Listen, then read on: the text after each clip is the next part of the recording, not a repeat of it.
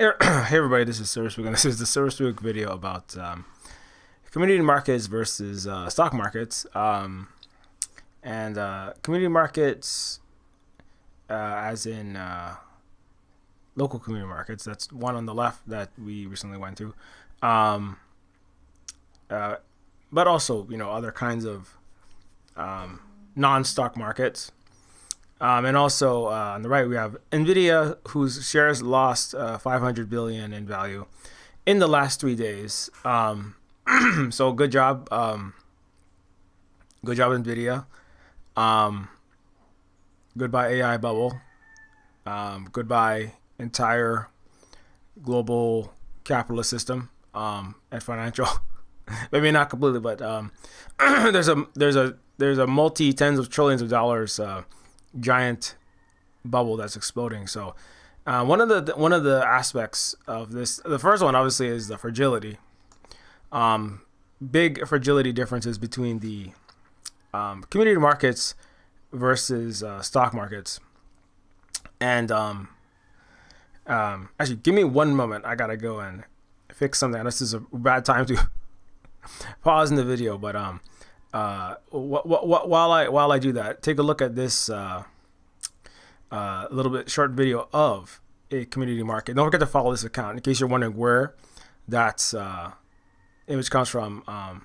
If you want to learn more about Hawaii's community-oriented Kanaka Maoli, or I am a native Hawaiian myself as well, run system, do check out various posts on this account. I'm going to just leave this up for a second. Here's a little bit about one of the recent trade markets and that we recently went to. Give me one moment.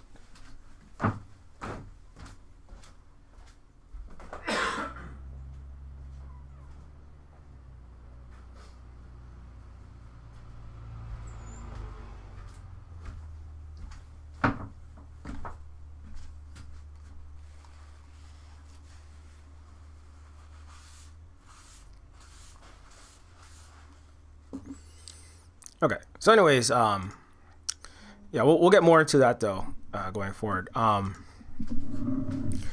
So, what am I talking about when I talk about community markets? Sorry, there's like really bad air quality right now. It's like, or has been for a while. We're just coming out of that not a great time in the aerosolized burning material era. There's big fires. I think I talked about it last week too, but apparently they're mostly contained now. Anyways, what's up, Street Cat Love? Thanks for stopping by. What am I talking about? So yeah, so the community markets are obviously, that's just like markets in your community, but there's a lot of different ways to discuss those, like the different kinds of markets you could have. Like you could have a market that is just, you could have a farmer's market, or you could have any kind of market. Technically, a supermarket is a kind of market. Technically, Whole Foods is a market. That's where it starts to get. You have to get into the specifics of it, but because we recently went to one of ours, and this one that we went to is a pretty particular kind. It's specifically Ahupua'a trade market. Now, to understand what that is, I think I've done an entire video on this channel about the Ahupua'a system, if I am not mistaken. Holly, do you have a link? If you can get the link to that faster than me, let me know. But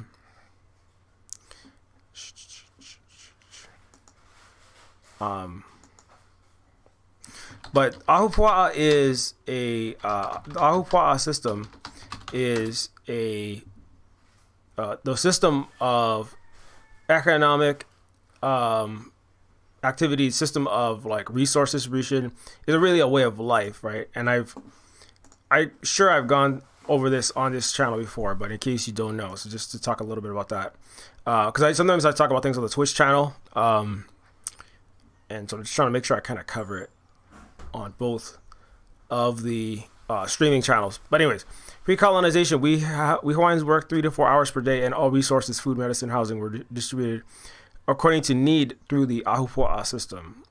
Zero hoarding, aka capitalism, was allowed by LE or leaders, and the mass worker exodus as retaliation prevented that. That's just like, I mean, there's a lot of additional information there, but the Ahupua'a system, like it's simply is from the mountain to the sea, all of the regions of islands were subdivided. So each, if you think of it like an irregularly cut pie, because islands are not perfect circles, right? And definitely the Hawaiian Islands are not perfect circles. But each slice, right, from the mountain to the sea, each area will have an appropriate amount of various resources. For example, medicinal plants that tend to grow in like higher, like alpine zones or just higher altitude zones with they have different microclimates, right?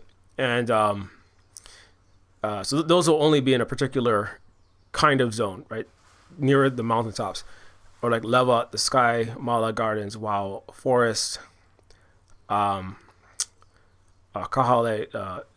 Hale is the word for a house, but Kula Plain, Loikalo. So like, in this diagram you can see like the kalo, the middle areas, right, especially plains areas, would be really good for growing specifically kalo, which is a staple food. It's kind of like grain or potatoes for Hawaiians. So then that would be like a really pretty important staple crop. But then there's also, obviously you can't get fish except from the coastline, right? Certainly not obviously not oceanic fish, where we will have the local ia or the fish ponds. There's also like coconuts and things like that would only, they tend to grow closer to the shore, right? But like everybody wants, so this is kind of like it's kind of a microcosm of a global economy in some senses, or a national economy, right? Because like if you produce eggs in your country, okay, and you produce I don't know, Tylenol, antibiotics in your country, right? The places where they produce Tylenol or antibiotics, if they do, right, tend to be in industrial areas, but those might be not necessarily in the same location as where they produce eggs. People who work in fishing, right, obviously they're going to be doing it in the ocean.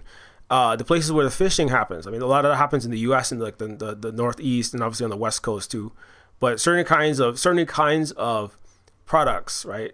If you want oranges, those are not going to really grow in a northern area, right?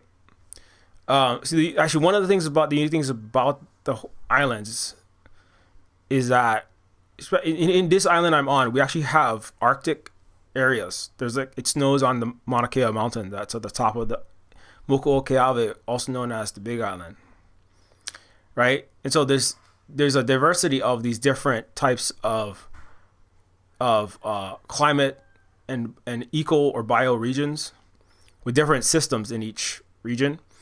And so but just as an example, right, so the people that are the areas that have a particular product, right, a particular plant and animals, that can be raised there, can be grown there, do live there, right? Nobody can live in a place where every single good is made. That's just like not realistic. It's not how the world works, actually, right? They have to be produced where they're produced, in the quantities they're produced, and then brought from one area, right, to the other area. From one place, the Tylenol factory produces Tylenol and then it's distributed, right, to, let's say if it's Tylenol is made, I saw a lot of this, there's international situation, but let's just say like, just for like in one city, right, or in one state, there's Tylenol is being made. It has to be gotten to all 50 states, right? Let's say like the majority of a particular drink is made and canned or bottled in one state, right? Then it has to be distributed. You even see it on the packages, like distributed from Walmart. If you look at the packages of your groceries, you know, it'll be like distributed from X Walmart plant in this particular state, but you're not in that state, right? It's coming to all these other places. Now, of course, like it's more complicated with sometimes the suppliers, are sending from Mexico or sending from elsewhere, but you get the point where they're like the goods that are consumed come from different places, right? And different people that live in those places and work in those places that produce those goods, right? And so like and so now obviously the Hawaiian economy, now and also and definitely like 300 years ago, 500 years ago, 1,000 years ago, is not necessarily as complex as the modern economy. There's as many products, moving parts, and distances traveled, but like the principle still, I think, is the way, the principle, the paradigm, the ways, the life ways, right? The values instilled, and the benefits of ahupua'a thinking and ahupua'a style. Market's probably not the best word. Like ahupua'a style production and delivery and economic structures still apply today. You know what I mean? Where so the goal, so part of the ahupua'a system is to make sure that everything, right, that's produced, that needs to be distributed, the products that are produced in one particular place are distributed appropriately by need, right? Because the people who grow coconuts don't need 500 pounds of coconuts per person, right? The people who work at Google, right? The people that work, give you one more example. The people that work at NVIDIA don't need 500 NVIDIA chips per person, right? They don't need thousands of it, right? You can't eat NVIDIA chips, right? If you're a programmer at Google making malfunctioning, broken, stochastic parrot plagiarism software called AI, that's in a bubble that's going to destroy all of the global stock markets and the whole financial system. Possibly destroy capitalism, cause global economic systemic collapse. For all countries that are deeply embedded in finance and your capitalist structures and not in real products, right? In real economics with real people producing real products and are highly leveraged. That's another benefit of community markets or non-stock markets, even if they're not in your community. But the people that work at Google, right, that program, you can't eat code. Like I program too, right? You can't eat Neofeuds. Like if I produce Neofeud, I can't take the hard drive, right, in my computer. I can't take Neofeud 2's hard drive, the bits and bytes that it's stored in, and then chomp on all of that silicon. I don't think there's a vitamin S or a vitamin M. There's no vitamin megabytes. There's no vitamin. There is a vitamin C, but the C doesn't stand for carbon. I can't use the carbon fiber, and there's no vitamin C that stands for copper. I can't eat the copper wires in which the program that I'm working on. You know what I'm saying? So people need to exchange the things that they are working on, whether that's code or whether that's art, right? Non-stochastic parrot, stolen, broken, plagiarism software, art like AI. That's not work. That's just digital cyber narcotics and pluribus hive mind death. That's what Gen AI is. But like actual artists need to produce pencil sketches of Frankenstein and then make full Frankenstein models and then get paid to do that. And then they take that to the market, whether that's Sprouts, like in Pluribus, or Whole Foods, or the local community market, or just a grocery store, or they buy it and they get it delivered to them because they're disabled through Uber Eats or whatever they're doing.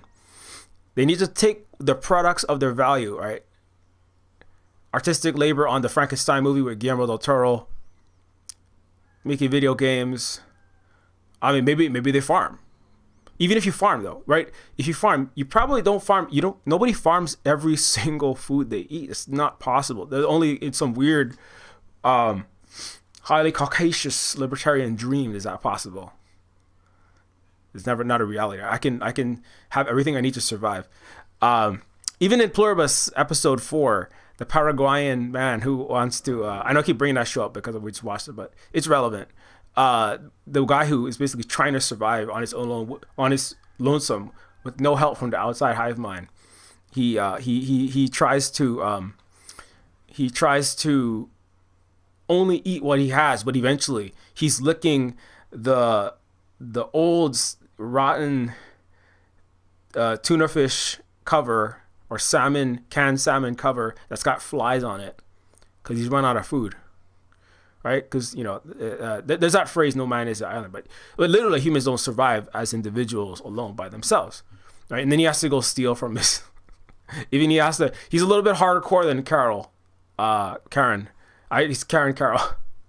He's a little bit hardcore than Carol. I am an independent person, but still he doesn't grow and make everything. He works as a hotel manager, but he doesn't make everything that he needs. So he needs to eventually go and steal some. He's like, I'm temporarily going to borrow some of the food from the storage facility that he manages. Anyways, everybody works, everybody produces goods, and they need to exchange those goods that they worked and put their mana. In Hawaii we call it mana, or hana is work, but mana is like energy you put into that.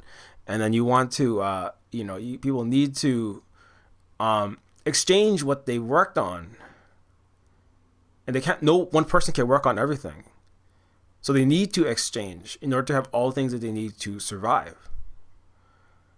That's how civilization works. That's how Homo sapiens works. I mean, that's just how it is.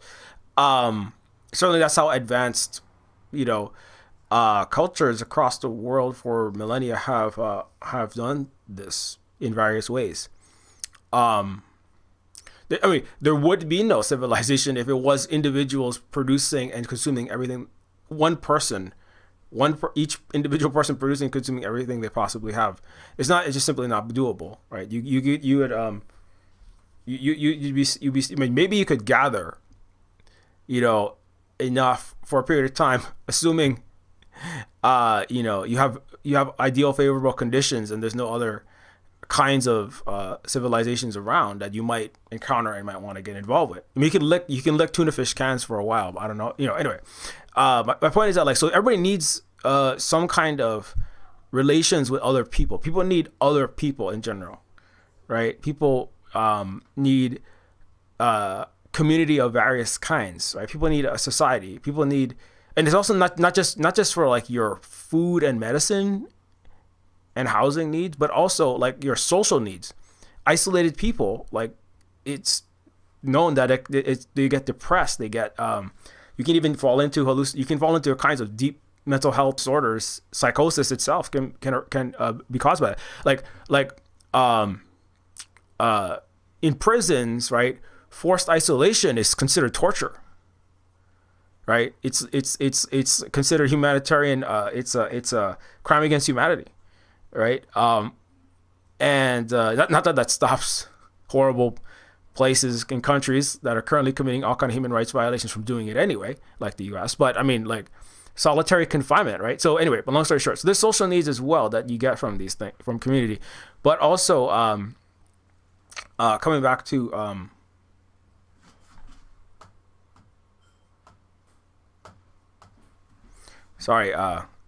coming back to the Ahuwa system, though. Let's go back to this. So the goods need to be distributed. People need the thing is, in any kind of organized society, which basically everybody is in, right, with very few exceptions. Certainly, if you're watching this stream, you're in one. You're in some kind of more than one person based collective, various kinds of communities, circles, and various kinds and degrees of relationship with other humans, right? So and you need to have those goods distributed from from people and workplaces, right, that produce particular goods to the other places, right? Now the thing is, like, how exactly that distribution happens is really important, and that's where that can make all the difference between a not a perfect world, but like a very healthy, collectively moderately prosperous society, a world that's reasonably doing well and worth living in, and one in which you have a lot of many kinds of systemic problems and very large quantities of injustice and a lot of inequality, right? And actually, a lot of it has to do with how exactly the distribution happens.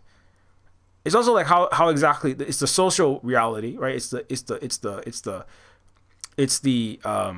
ideological, it's the narrative construction of reality, right? It's the consensual, it's the construct of what the society is, what our structure is, right? There's religious elements to that, cultural elements, the political, social, economic, the what people believe to be true, like the stories that are told, but then also the way in which the goods are distributed help to they are part of what enables or disenables certain kinds of systems. Like a capitalist system can't really exist in a non-monetary barter or just free gift exchange distribution system, right? Now I shouldn't say it can't exist, but it's very difficult to accumulate a large amount of products the way that it's difficult for any particular individual or small group to accumulate a large amount of wealth or resources, right? And then power, like in the United States or Western countries, for, as we bring up on this channel frequently, for centuries, if not millennia, that it's been the norm there. But it's hard to accumulate a large quantity of wealth and power in this system, and I'm going to go into the reasons why that is, but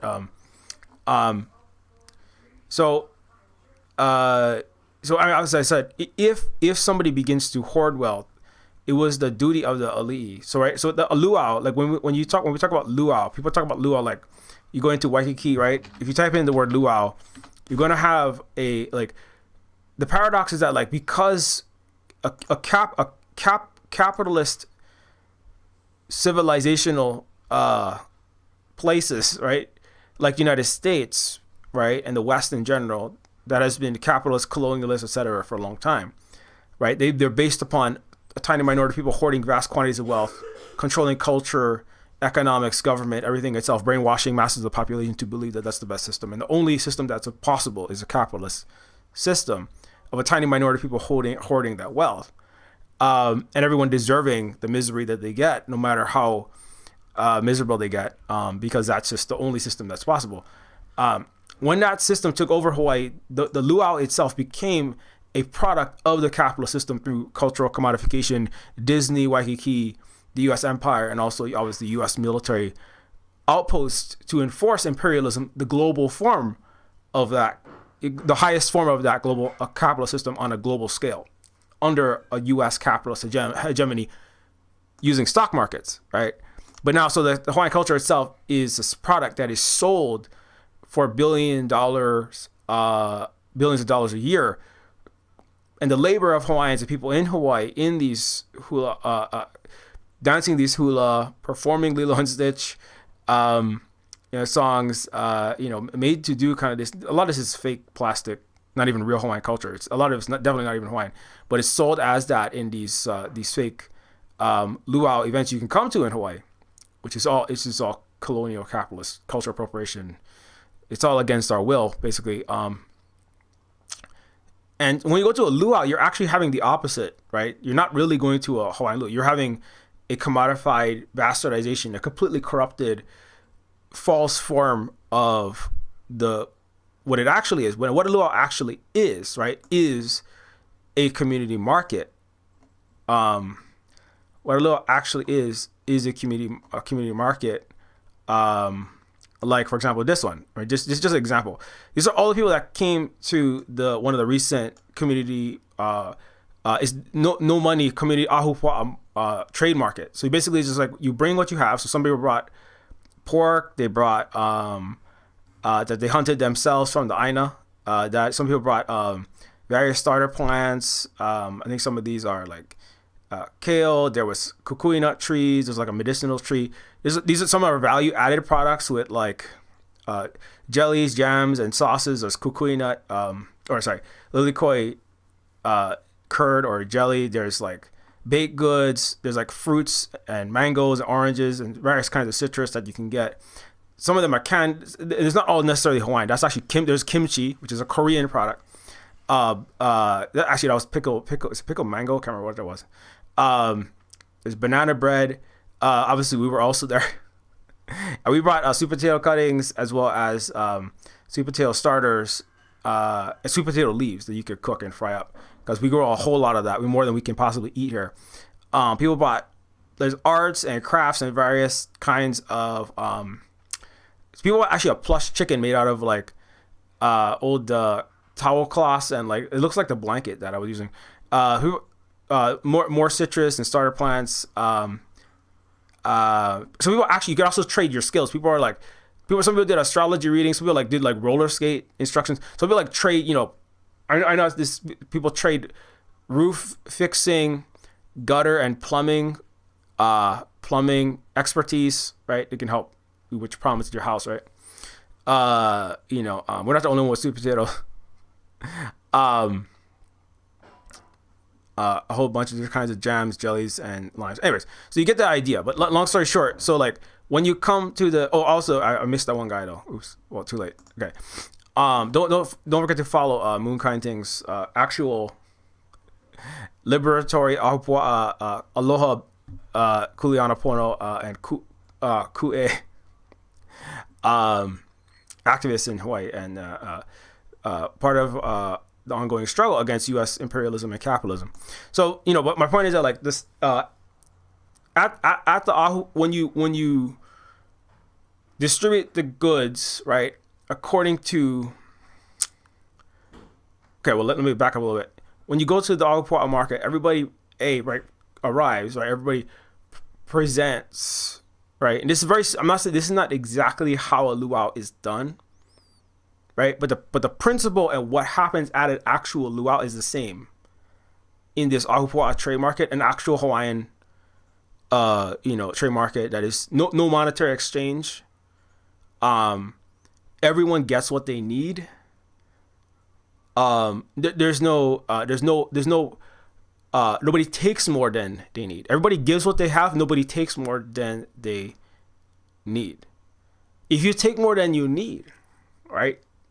Do you see what if somebody at this gathering, right, was to take more, like let's say I give you the example, right? If this was a capitalist Western market, even at a farmer's market, somebody is often profiting. People are selling in Hawaii. There are farmers markets, right? If you look up farmers market, even the farmers market, they're not doing like the Hawaiian agricultural producers market. It's called a Hawaiian farmers market, right? But when you go to these, what you'll see is a lot of times there are people that make money charging cover.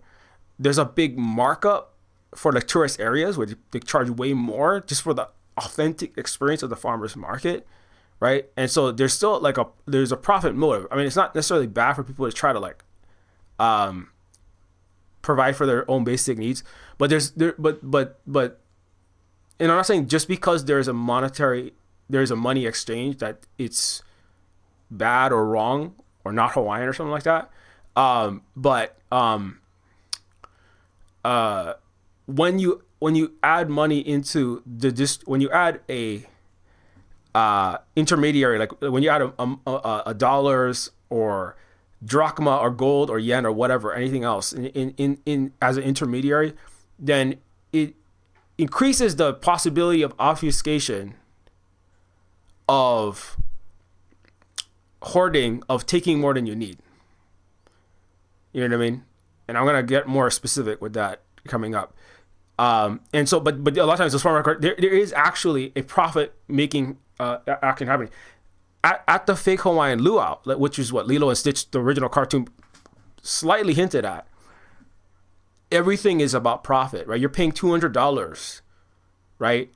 And 90% of that is going straight to the owner of the hotel, the owner of the corporation, or the billionaire. Like if you go to the Hilton Hawaiian Village, you're giving Trump free money. If you want to give Democrats money, stay at any Goldman Sachs Turtle Bay resort. This is one example of that. And that's part of a corporate capitalist structure. So when you stay there, the majority of that money is going straight into, they're overcharging so much for the pork, for the pineapples, and the serving. Like what it costs to produce the luau is tiny compared to the massive monetary cost.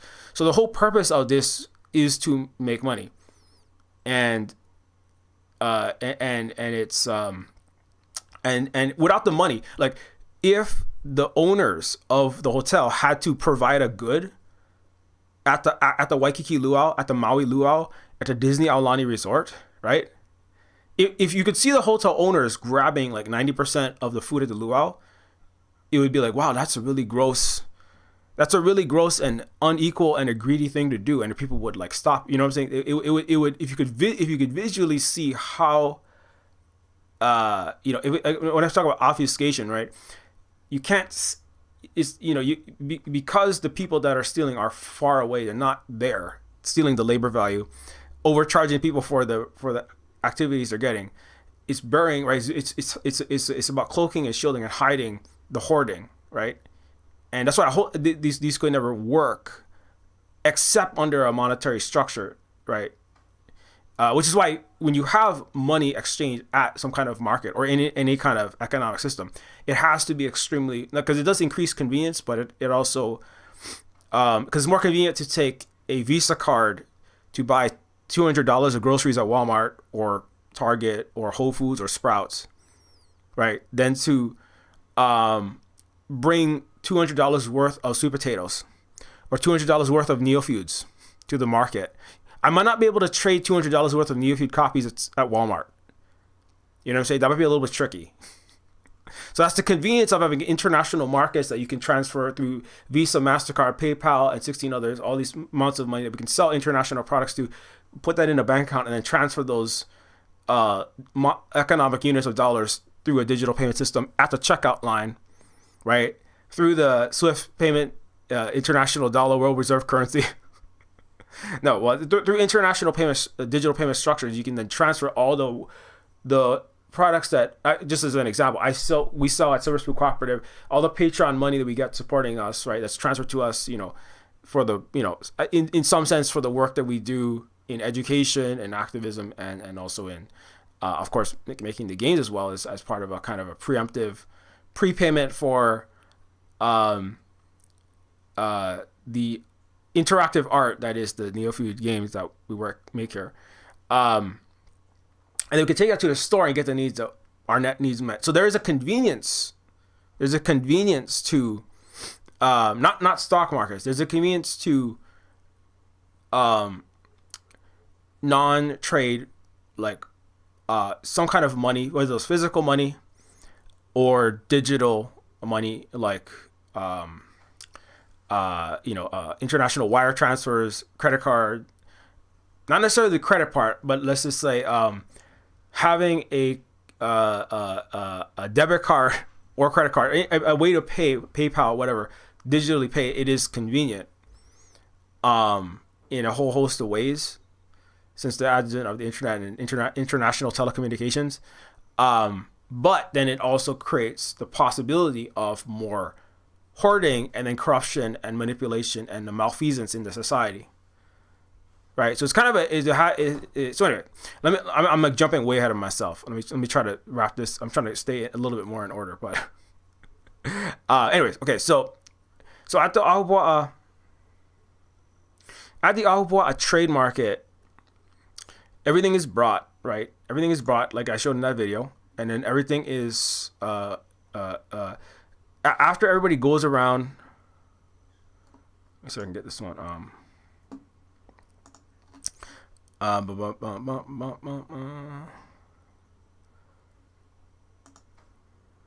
After everybody goes around one time, after everyone presents, okay, so the one thing is, one benefit is you get to see people and you get to meet your community. That has its own benefit, a social benefit. You get to know more people, you build resilience in the community. Obviously the carbon footprint's a lot lower because goods aren't traveling as far as they would be, and there's lots of other positive aspects of that. It's also everybody gets to show, like, this is what I made, this is what I did, this is what I farmed, and and everyone has their own personal touch on that. Like, the way a lot of people actually had sweet potatoes. There's sweet potato chocolate brownies, or sweet potato chocolate cake was made, but there's also just like sweet potato starters, right? And so, like, even though you have the same plant, you get like several different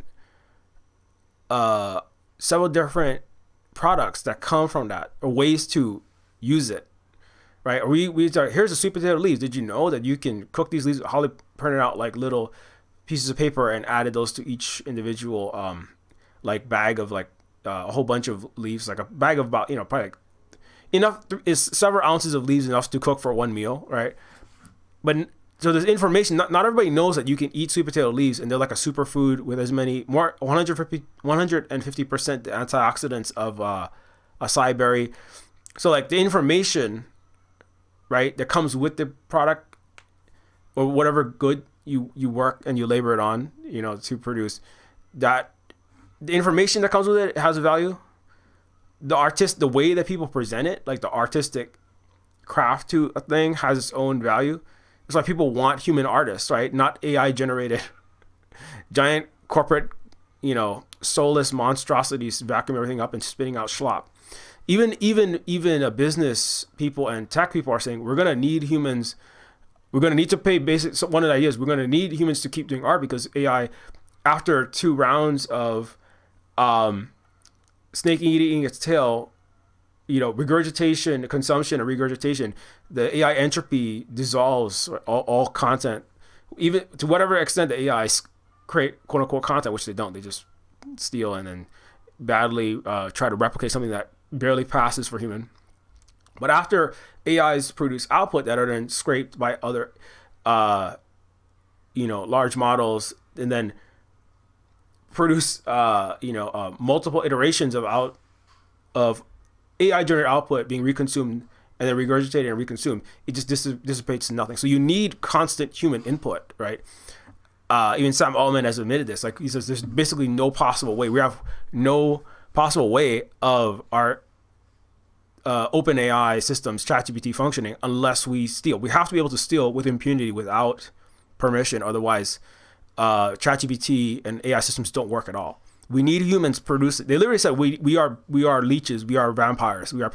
AI is a cyber giant parasite. Without the humans to steal from, it will quickly deteriorate into absolute, not even uselessness, just kind of like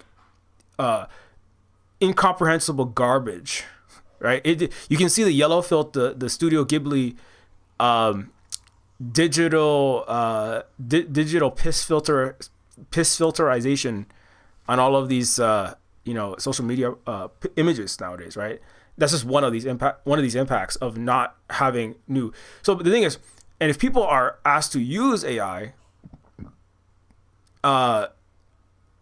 like that is only multiplying. You see, everybody that uses it, everyone is peeing in the piss filter pool, like destroying and adding to the collective annihilation of the public commons that even AI admits that it needs to consume. Anyway, so long story short, so the human output of individual humans is still really important. And I talk about that a lot in the last several streams, but that actually is really important. And that is actually, I talk about in the pluribus stream as well, if you want to learn about that. Well, how the output of individual humans is not something that is unique to individualistic cultures like Western capitalist culture, right? Which I'm not sure where pluribus is going to go with this, but that communities does not equal hive mind, right? Community does not mean there is no community does not mean everyone is the same. Community means that everyone is working together, acknowledging each other, relating to each other, and benefiting each other. Certainly for indigenous societies across the world, which is most of humanity, that's how these work, right? And so actually, the community community actually increases the diversity of individuals, in a lot of ways.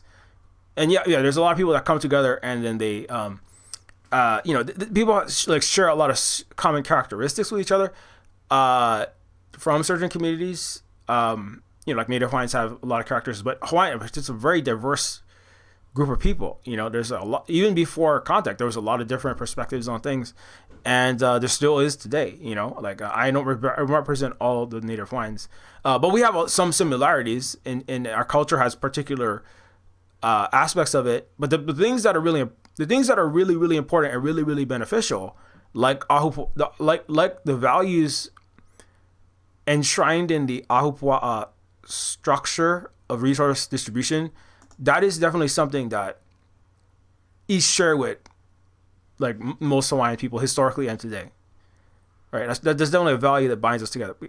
But beyond that, people might, some Hawaiians are more into surf, and not everybody Hawaiians surf. Like a lot do. Some Hawaiians make cyberpunk retro adventure video games and talk geopolitics like me. And not all of them do that, There's a variety of different perspectives on this, but and the differences between the people is actually part of what the differences between the again, like in this image, right? The differences between the way that people lived and worked, and in terms of what they were working on, and but that impacted their lives and like the way they think about things. People who are navigators, like, they have a different perspective than someone who is mostly farming in the soil. They have different knowledge, expertise bases, and they have different knowledge bases in which they are experts, right? And so, and that you need the diversity of all these different types of people working together in order for the society to properly function. And people would have disagreements. That's why, like, if everyone was just a hive mind, you wouldn't have these disagreements, right? That's what Ho'oponopono, which is a method of right making, is for when these disagreements arise, how to handle that. Anyway, so I would say the diversity of the kinds of products that people bring, right, to the community market, the Ahupua'a community distribution trade market. It's trade market is not quite. I'm trying to think of the right words to use. It's a collective ability to need resource distribution method, right? The more diversity, the better, right? Like I said, nobody wants to come to the trade market. If everybody brings sweet potatoes to the trade market, nobody is benefiting from that, right? If we have like 500 pounds of sweet potatoes, someone else has, right? We're not going to eat all that. Someone else has oranges, someone else has jam, someone else has, like art, like woven baskets or whatever they have. Someone else has, we do eat citrus, right? We have an orange tree, we don't have enough. Someone else has strawberries or kukui nut plants, which is all stuff that we need, or we'd like to have those things, right? When we bring our thing that we're producing, now we don't only produce that, but I'm just saying, right? We have a lot of that. That's what we have a lot of. We cannot use it all, right? We literally we make so much sweet potato here at the Silver Spoon Cooperative. We just simply cannot eat it all. We just cut what the sweet potatoes that were like growing into the street, just taking the leaves from those vines. That was like, we only took a small percentage to the trade market, and we traded for everything we need for the week. You know what I'm saying? And so that, because of the differences of what people bring, and everyone, like, and the individual personality that everybody adds to their particular product, right? That massively increases the total benefit of everyone, right? So that coming together, the value of every individual good, the net value to everyone, right? The net benefit and happiness of every individual that participates is a win-win, right? It's a net positive sum game. Everyone gains from that. Where if everyone individually didn't come to this activity, everyone would have, in Western economics, they call it you will have missed, and you would have missed out on that possible gain. It would be an opportunity cost. You will have lost that technically, right? So and so that's where, like, so people exchanging has real serious value. That's like really where most of the value and the benefits that we've seen in human civilizations, and even crows. Also, there's other organisms in the world that also do a kind of trading of kinds, right? And everything is relational. Nothing is individual, Ayn Randian individualistic, selfish individual, Atlas shrugged kind of idea. That really is antithetical to that. Certainly Cold War era, but definitely even before that, post World War II U.S. hegemonic, liberal capitalist, individual profit centric sort of system, right? And that the individuals carry, in particular individuals like great men like the CEOs of major banks like JP Morgan Chase or Jensen Huang, or these geniuses like so-called techno singularitarian neo-feudal kings like Elon, who have the largest galaxy. The brain is just so amazingly well built that it's worth $400 billion, right? That is antithetical to obviously these systems, right? Which the benefit, right? Because one of the benefits of the community market is that you see the labor of all of the people, right? You see, I worked on this and I worked on this, and people get celebrated. Thank you so much for that labor. There's a celebration of community, the various many hands of the whole society. The 99%'s work is, right, to quote David Graeber, the first 500 years, he studied indigenous societies, right? And he's one of the Westerners that was a little bit ahead of his time, I think partially because of his anthropological investigations across the world. He's at the WTO and also at Occupy Wall Street. The 99%, that's just what he coined, right? So the 99% labor is all valued in these. That's actually a part of the lifeways of Kanaka Maoli, or our native Hawaiian system, is that, right? To quote another Western intellectual, the alienation from one's labor, the working class's alienation from their labor, is a major detriment to the society, right? He was a sociologist, right? Studying Western culture, obviously, but that's true. When you alienate people from, in particular, you're watching at a time when I wouldn't call it bucolic, but or purely feudal, but more skills, trades, guilds, people who are craftsmen, woods makers, metal workers, right? Or farmers, right? Their products that they were producing are being alienated, right? Taken by workplaces, the factories, the corporations that would take all their products, right? Obfuscate the place, right? That's why my this video is about I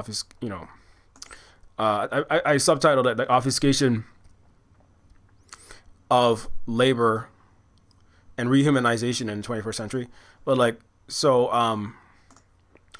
feudal system had that too, because every farmer had to give 1/3 of their produce to the king, which is its own, and then the king had the church, which is part of the mass mind manipulation, the narrative construction, the CIA of its day, and the church, would have everyone say these prayers, such as, right, Our Father who art in heaven, hallowed be thy name.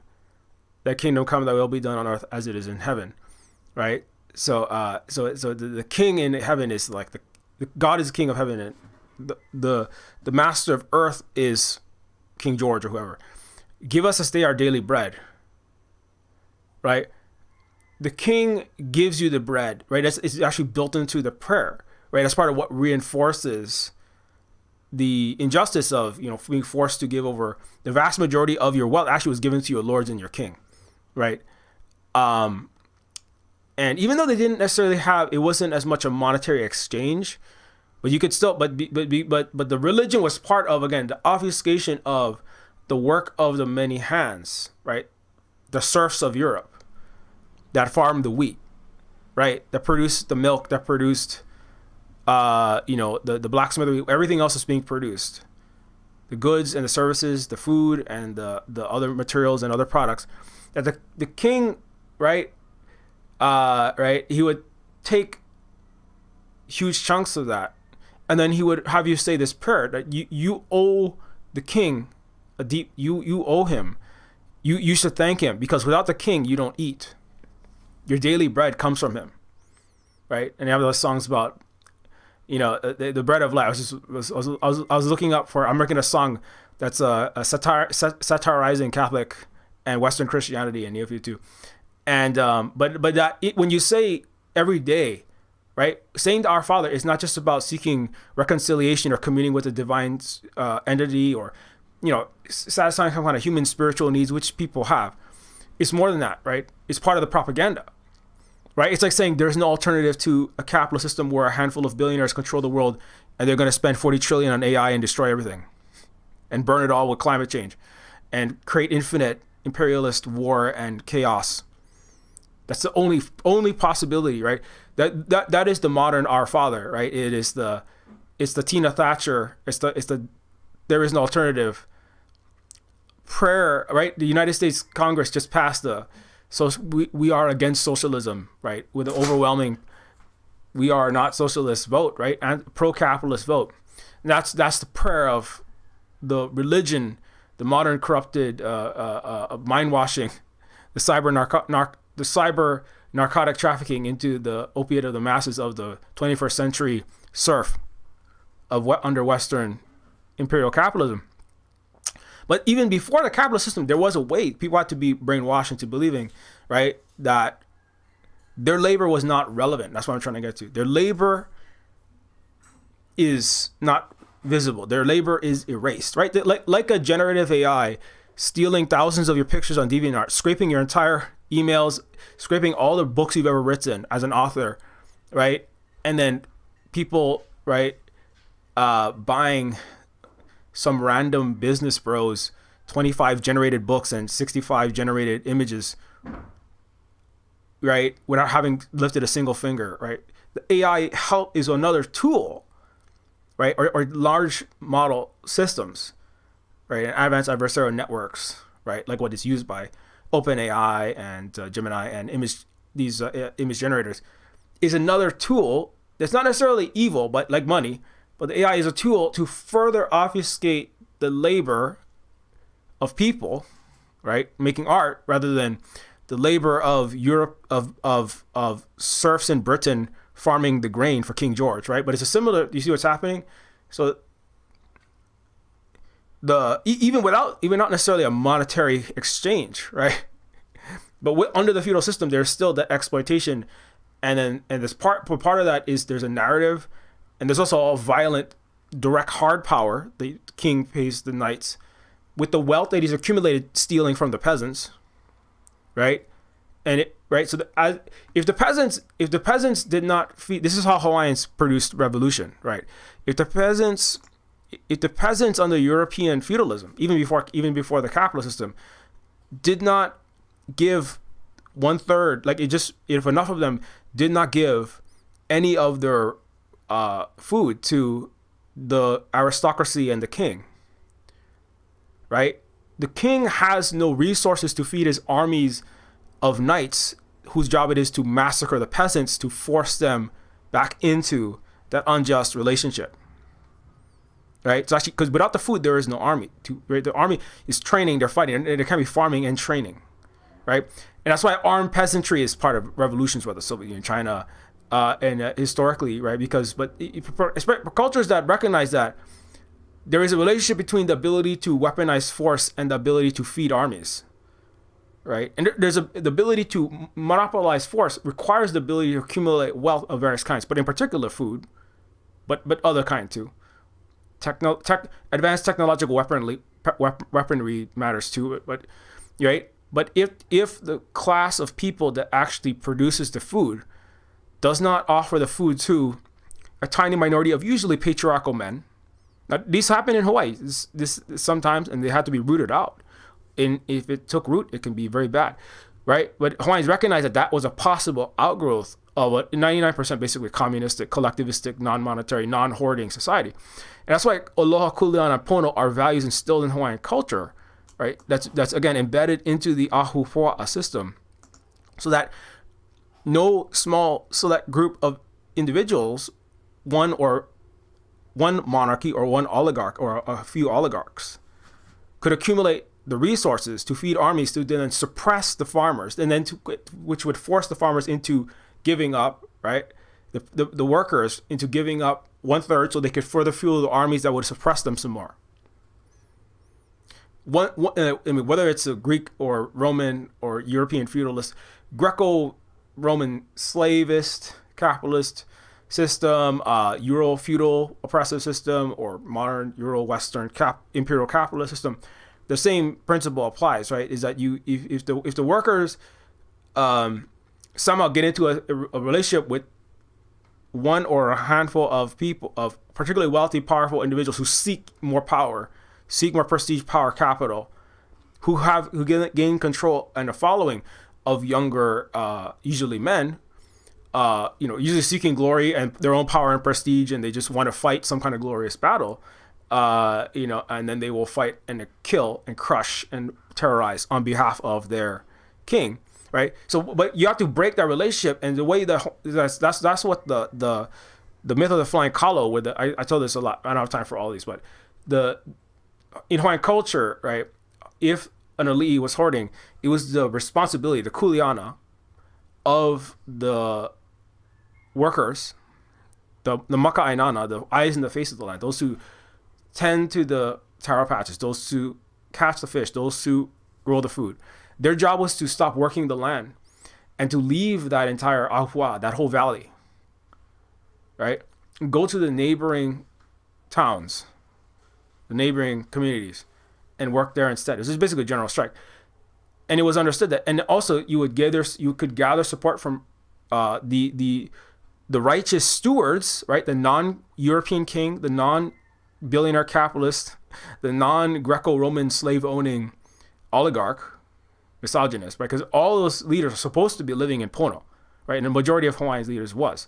But if someone aspired to hoard wealth, to fund armies, to increase his wealth, and to further suppress the workers into becoming European serfs, who would have to, right? Again, once you get into a pattern where it's not ahua trade market, right? Once you get into a pattern where it's not ahua trade market, and people are forking over money and someone is hoarding it, the probability, right, that person or group, small group, is going to start weaponizing it is way high. And if they start weaponizing it and the people don't rise up and overthrow, right, through mass strikes, sometimes when the exodus would happen, right, against this would-be king, this would-be capitalist Hawaiian, the one out of 99 on the island of Mokuokeawe that would decide, I would like to hoard wealth and build armies and, right, build palaces and make statues in my own image and try to be Elon Musk or try to be King George or try to be, one of Aristotle's friends in Athens, rich slave owners with tons of money and wealth and resources, or a Caesar, right? If one person tried to do that, the neighboring, there's multiple functions. When the exodus happens, right, of the Hawaiian workers in the one ahua, right, that's having this problem. It was the chief of Kona. That's also one of the most capitalism-filled areas, unfortunately, of this island. I don't know if that's just it could be a fluke, but in the mythical legend that also carries the values of the flying kalo, is somebody in the chief of Kona, the ali'i of Kona, stops being a communist steward and tries to become a capitalist hoarder. So the kalo flee and they go to Ka'u, a neighboring region. And a part of that is, and then the neighboring ali'i, right, the leader there, right, it'd be like the equivalent of the People's Liberation Army there, right? That's fighting. They have fighters, but the fighters are there to defend the people, help the people, right? Feed the people. If there's a disaster, but if someone attacks the people, they have to defend the people in case somebody, right, turns. So the neighboring region, which has a collectivist, right, Ahupua'a communist leader, or Hawaiian is basically a communist leader, he will come to the would-be capitalist in the neighboring region, along with others, right? And collectively, they will bring revolution, or they will overthrow, right? Overthrow, or they will force, under all means necessary. First, they try to talk to him and be like, please stop hoarding wealth. Stop trying to be, right? Stop trying to hoard wealth so you can build armies, so that you can take over more areas and build your wealth bigger to take over armies, wash, rinse, repeat, because we don't want to become like Westerners, right? So, and it was the elite refused to listen to Ho'oponopono, was like trying to right that wrong. That's what Ho'oponopono actually is, right? Ho'oponopono, I mean, partially it could be revolution, right? It's just removing a capitalist parasitic oligarchy from one of these, right? One of these valleys, one of these divisions of land. If he refuses, then it would be, well, maybe we'll have to forcibly remove you. So that's where, like, there is a function to the ali, and unfortunately, like, most of Hawaiian society was not violent. That's why people would routinely, even under Captain Cook's own words, and the European colonial arrivals from the West, they wrote about Hawaiians living regularly to be 100 years old, right, or well past 80. He said that this would rarely happen in Europe, but in Hawaii, this would happen. If people are constantly fighting wars, that's a little bit. Chief of War is emphasizing a little too much on the war, but it's Hollywood, it's entertainment, right? People like fantastical violence. Let's put it that way. Some people do. Some people like dispatch and like making relationships with each other, and thinking about each other's butts a lot and boobs and stuff, and thinking about staring into each other's eyes, and trying to get it on with virtual cyber babes. I just kidding. If you like that, I shout out to Dispatch being no AI, human created art, and that's really good. Anyways, if you like, most of Hawaii wasn't constantly at war, but you might need to stop someone who is not, because humans are humans. Humans can become greedy. I mean, indigenous people knew that. That's why there's the myth of the Wendigo. The story of the Wendigo in many Native American cultures is because that, there's many aspects to that, but one of it is that the unfillable hunger, the quench, the desire for the human flesh, but also the desire for more for me personally, right? And oftentimes it might happen during a time of scarcity, but it can happen at any time. If somebody says, actually, I don't really care about the community. What I care about is my personal wealth, my prestige, my personal, how much I can get, how much I can build, right? And I deserve it. You get this hubristic, right? This built up ego, and that's often part of that. This kind of this denial of one's relationship to the rest of the world, right? That's why individualism is also a thing where it can become toxic, and then that kind of a concept that's why it's celebrated by Ayn Rand, Francis Fukuyama, and his history is like, we're all going to be individual consumers and voters in a democratic liberal capitalism forever. It's the end of history, right? But that's another like valorization, right?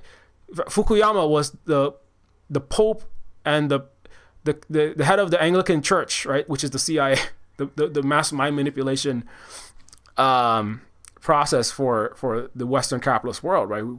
He's currently in crisis because it looks like history hasn't quite ended, because the most successful country has a communist party right now, and it's not going so great for Western liberal American-led hegemony, with the rise of BRICS, SCO, multipolarity, and etc. So, but like those ideas of the idea of an individual selfish pursuit above all, can't take hold anywhere. Wealth hoarding, selfishness can't take hold anywhere. And selfishness to like a destructive end, right? Because I mean, people it's not like communists don't want to, collectivists and native Hawaiians don't want to take everybody's toothbrush, right? But like, people don't need all the toothbrushes that they can sell for millions of dollars to build armies, to build giant statues for themselves, right? It's like, again, it's right, the whole principle of Ahua is you take what you need, you give what you have, you get an appropriate amount of respect for and celebration for what you've done, and then you take what you need. Again, right? So coming back to what I was before I kind of went off on that aside, another way we can see that the Hawaiian Ahupua'a system lived on through Hawaiian history is in the universal healthcare system. In 1859, Hawaii had the world's first universal healthcare system formally. No Western country would even attempt socialized medicine for a century.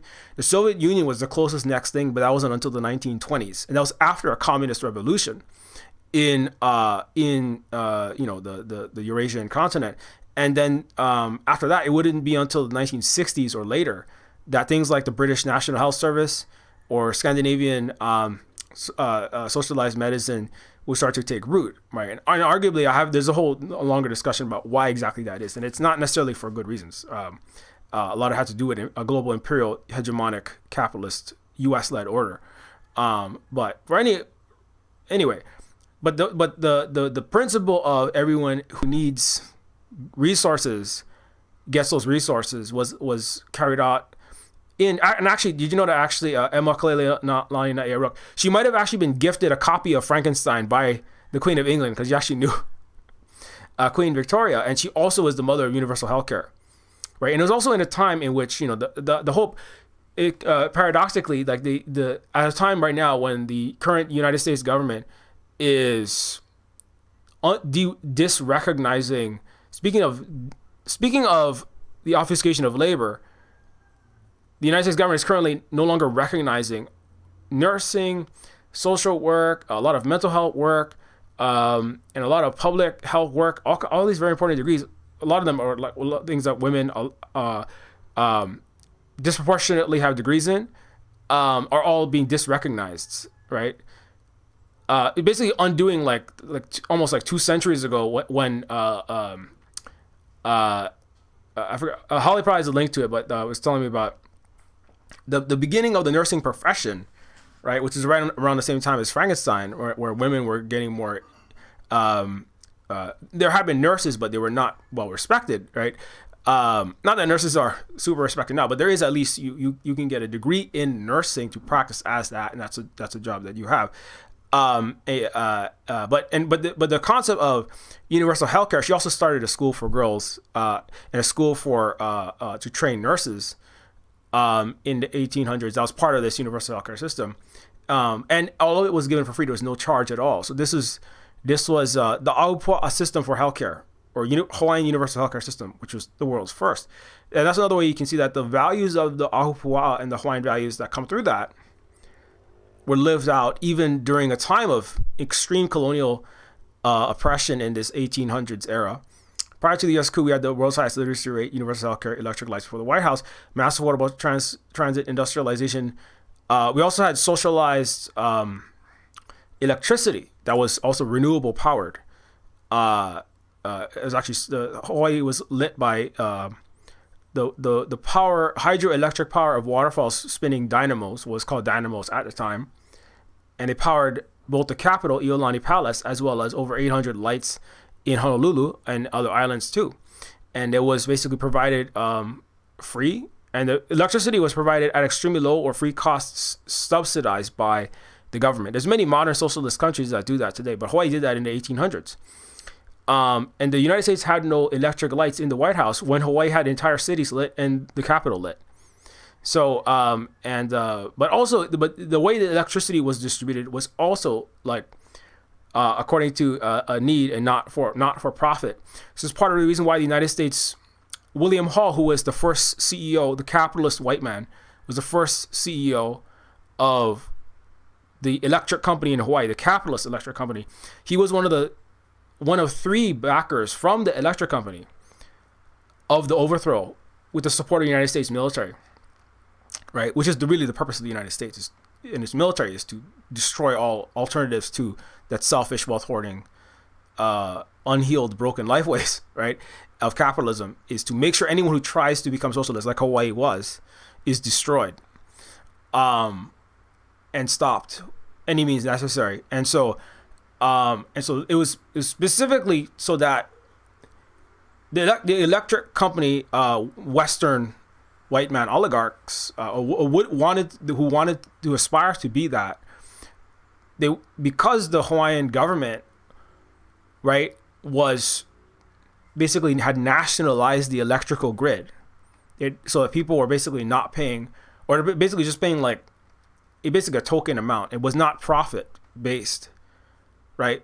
Think about all BlackRock. Think about these huge Wall Street hedge funds, right, buying up electrical companies right now.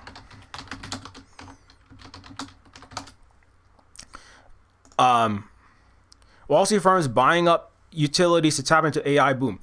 What is how it, you know, right? Like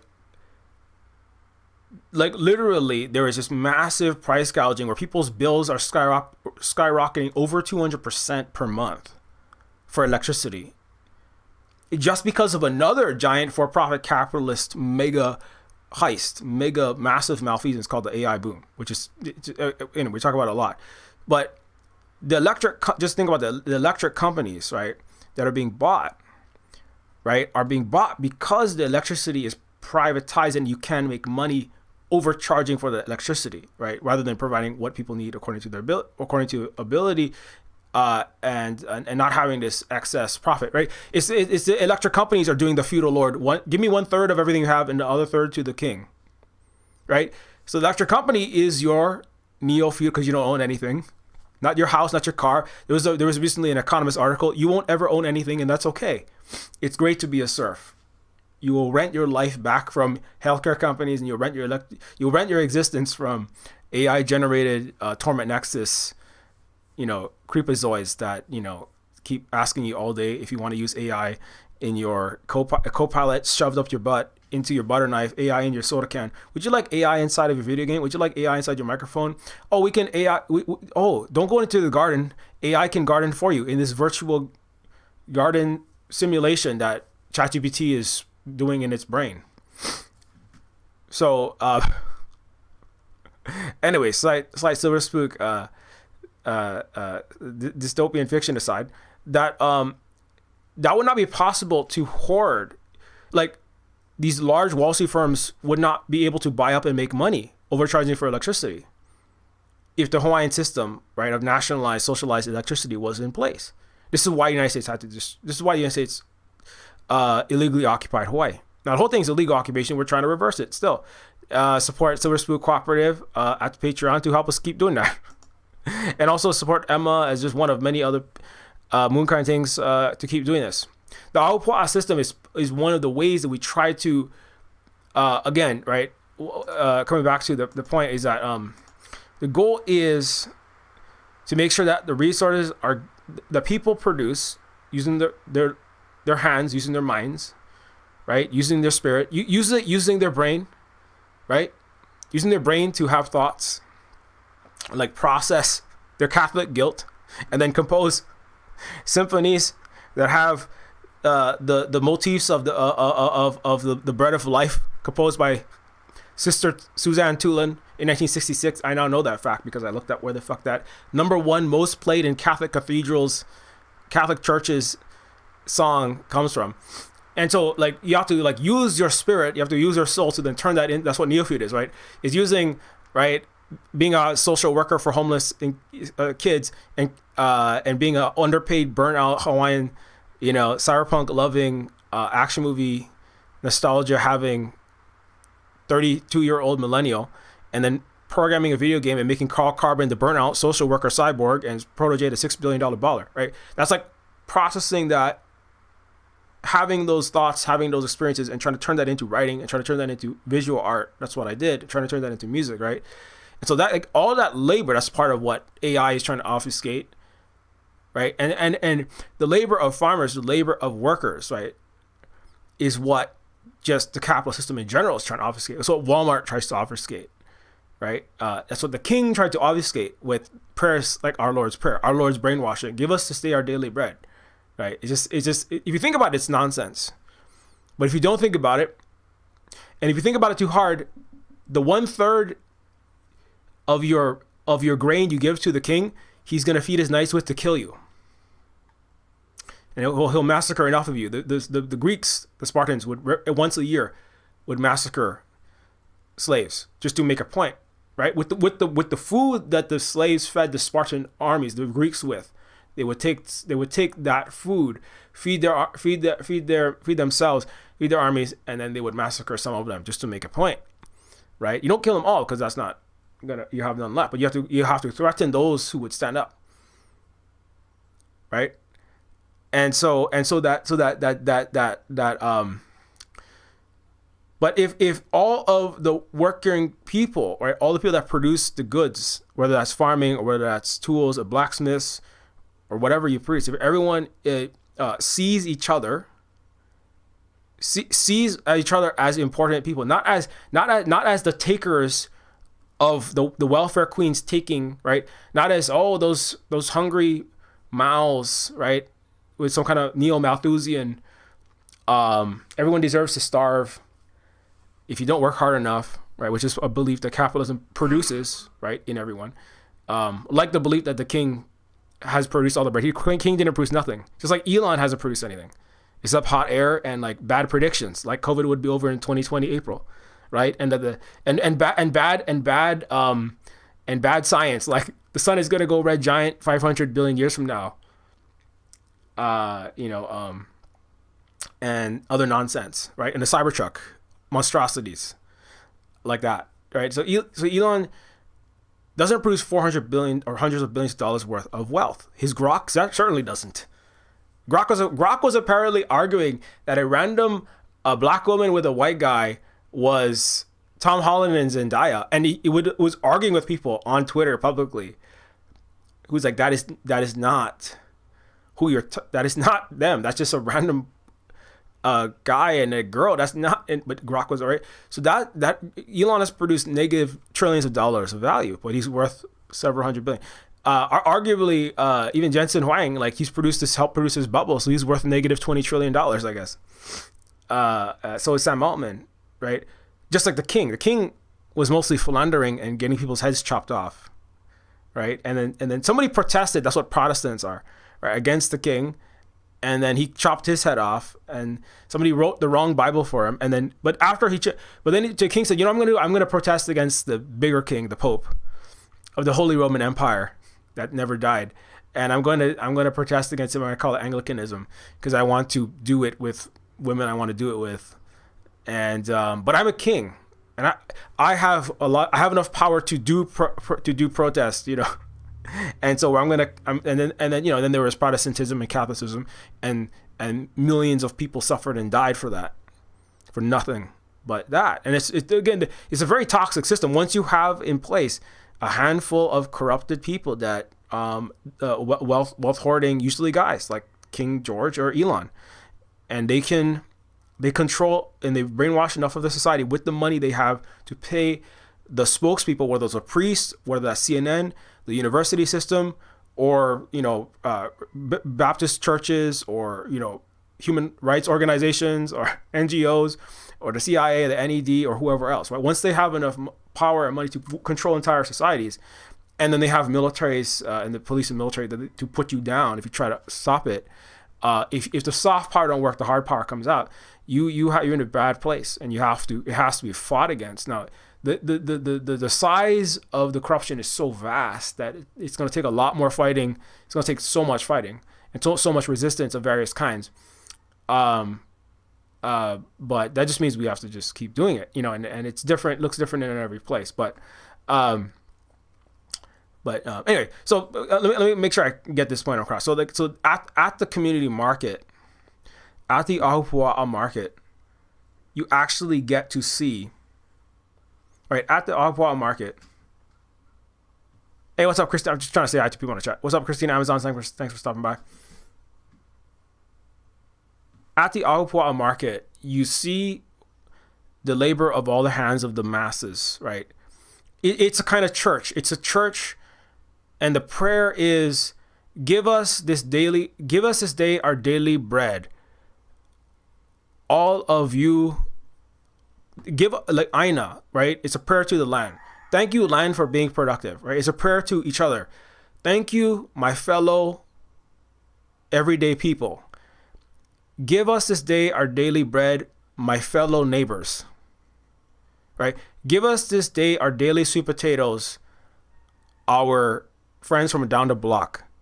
Give us this day our daily, right? The prayer is, give us this day our daily chicken plushie, our very creative arts and crafts, trans and non-binary couple who also makes jam. Give us this day our daily bread community, right? Not give us this day our daily bread super rich guy with aristocratic entitlements. Not give us our daily bread job creators at Goldman Sachs and Fortune 500 companies. It's not give us this daily bread Democrats. It's not give us this daily bread other oligarch puppet party Republicans. It's not, right? You know what I'm saying? When you're at the au revoir, you actually are. It's about it's the spatial temporal civilizational reality, like in its complete form, is about reaffirming. Is about reifying, right? Everyone's collective. It's a real lived culture because people need rituals. Well, if you go to a mass and you stand there and you go, Pie Jesu Domine, people like saying words. That's why people like Magic the Gathering when they're atheists in Washington, when they left an abusive Protestant, weird Baptist suburb, right? They come to Washington and they start drawing pictures, just like on the stained glass of cathedrals. And they start saying spells like, I tap my mana and I cast 3 damage lightning bolt to your elf, because people like art. So stained glass and the Vatican's gowns is just queer artist. It's a queer artist gender role in a super toxic anti-queer Western capitalist culture, right? You got all these beautiful robes and all these colors. You sing songs, right? You got every season has a new robe, right? Just like the Paris runway, right? But you can do all this art, and all art was hyper-Christianized under a Western, Holy Roman Catholic Apostolic Church or otherwise, right? But like people need rituals. People need to live. People need to have everyone see them get married and fall in love. People need to have funerals. People need to have birthdays. And then you can have a parasitic oligarchy take over all those rituals and then brainwash everyone during them, right? By saying, we worship, thank you, our Pope, thank you, our King who gives us our daily bread. Thank you for allowing me to get married in your church and blessing my children, and they'll all go to heaven when we die in one of your wars for profit and prestige, right? But you don't need all the ritual and the spirituality and connection and art, right? And seeing each other, right? It doesn't have to all be corrupted and warped. All that culture, like in the Gramscian sense, all that culture that produces the unjust system, that helps to reproduce the system, that it stops people from changing them because they're in a church that's prosperity doctrine or whatever they happen to be. Right? So in Hawaiian culture, we just never had that because in Hawaiian culture, we didn't have religious, cultural, ritual, and artistic ceremony surrounding the worship of wealth and obfuscation of exploitation and the weaponization of young men's toxic desire to bring glory and protect their people into, the murderers for capital that are knights or cops, or the murderers for a global capital that is empire, right? With like the U.S. military and NATO, right? And so, but we don't have that. So there were soldiers in Hawaiian culture, right? But they fought to defend in case somebody attempted to attack. I mean, there's certain socialist countries that they need militaries because capitalists might attack Cuba at any time, right? They would like to not have to have one, but they need one because America, right? Look at, Venezuela has an army because what if the United States shows up and tries to steal all the resources for global capitalism?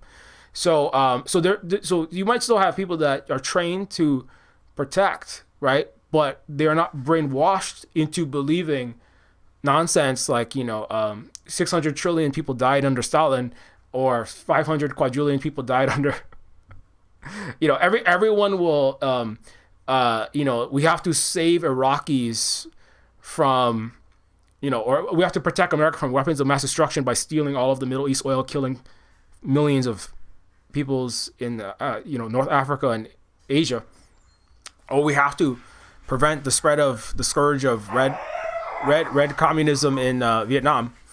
or any of these things, right? So those are all narratives spun by the tiny minority of wealthy guys who are brainwashing all of their people and young men in particular into fighting unjust wars, and then they come back with shell shock and they get no meds at the VA, and it's too late.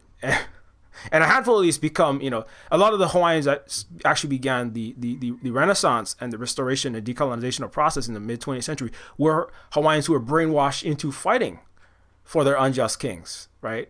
And some of them went to Catholic school too.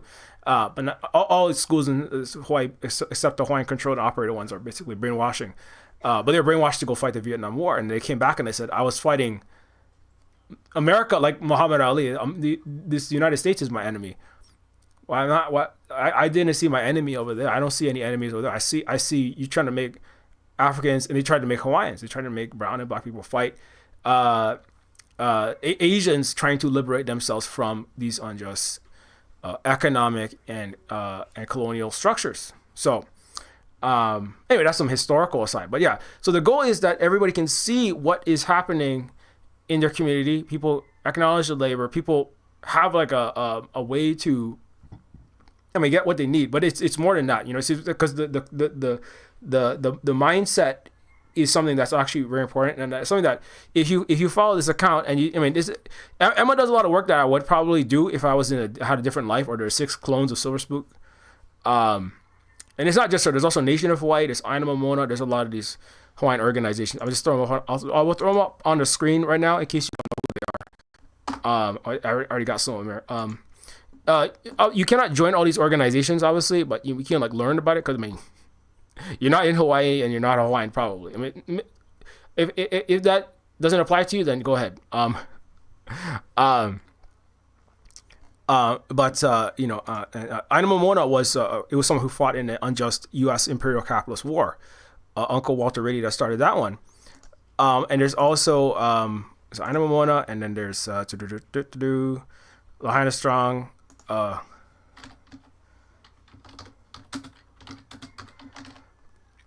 Nation of Hawaii Nation is another one that's like they're is also founded by another Hawaiian who was brainwashed into fighting the U.S. imperial war in Vietnam too. So and anyway, so long story short, that's just some of those are some other places you can learn about these topics that I'm talking about right now.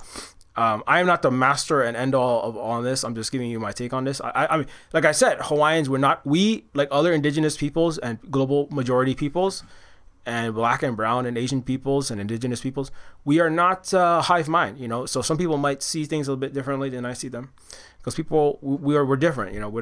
We're not like the alien virus infected people in Pluribus. Okay. We're not the Borg.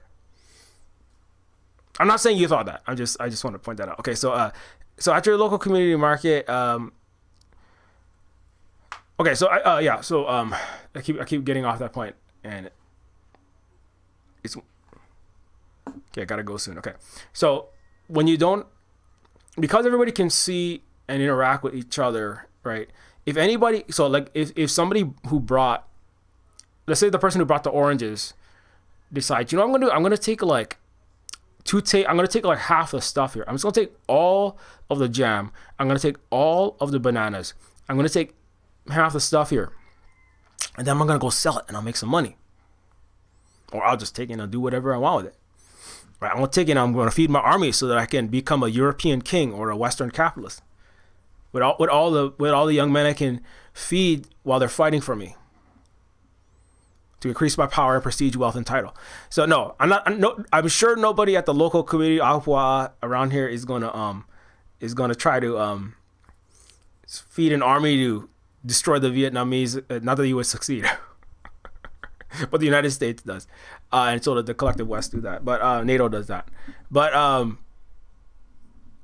if somebody tried to hoard, right, when you can see everything that's there, right? Not most people won't do that, but you see that it would be so obvious. You'd be like, "Oh my gosh, what are you doing?" Right? Everybody can see each other, right?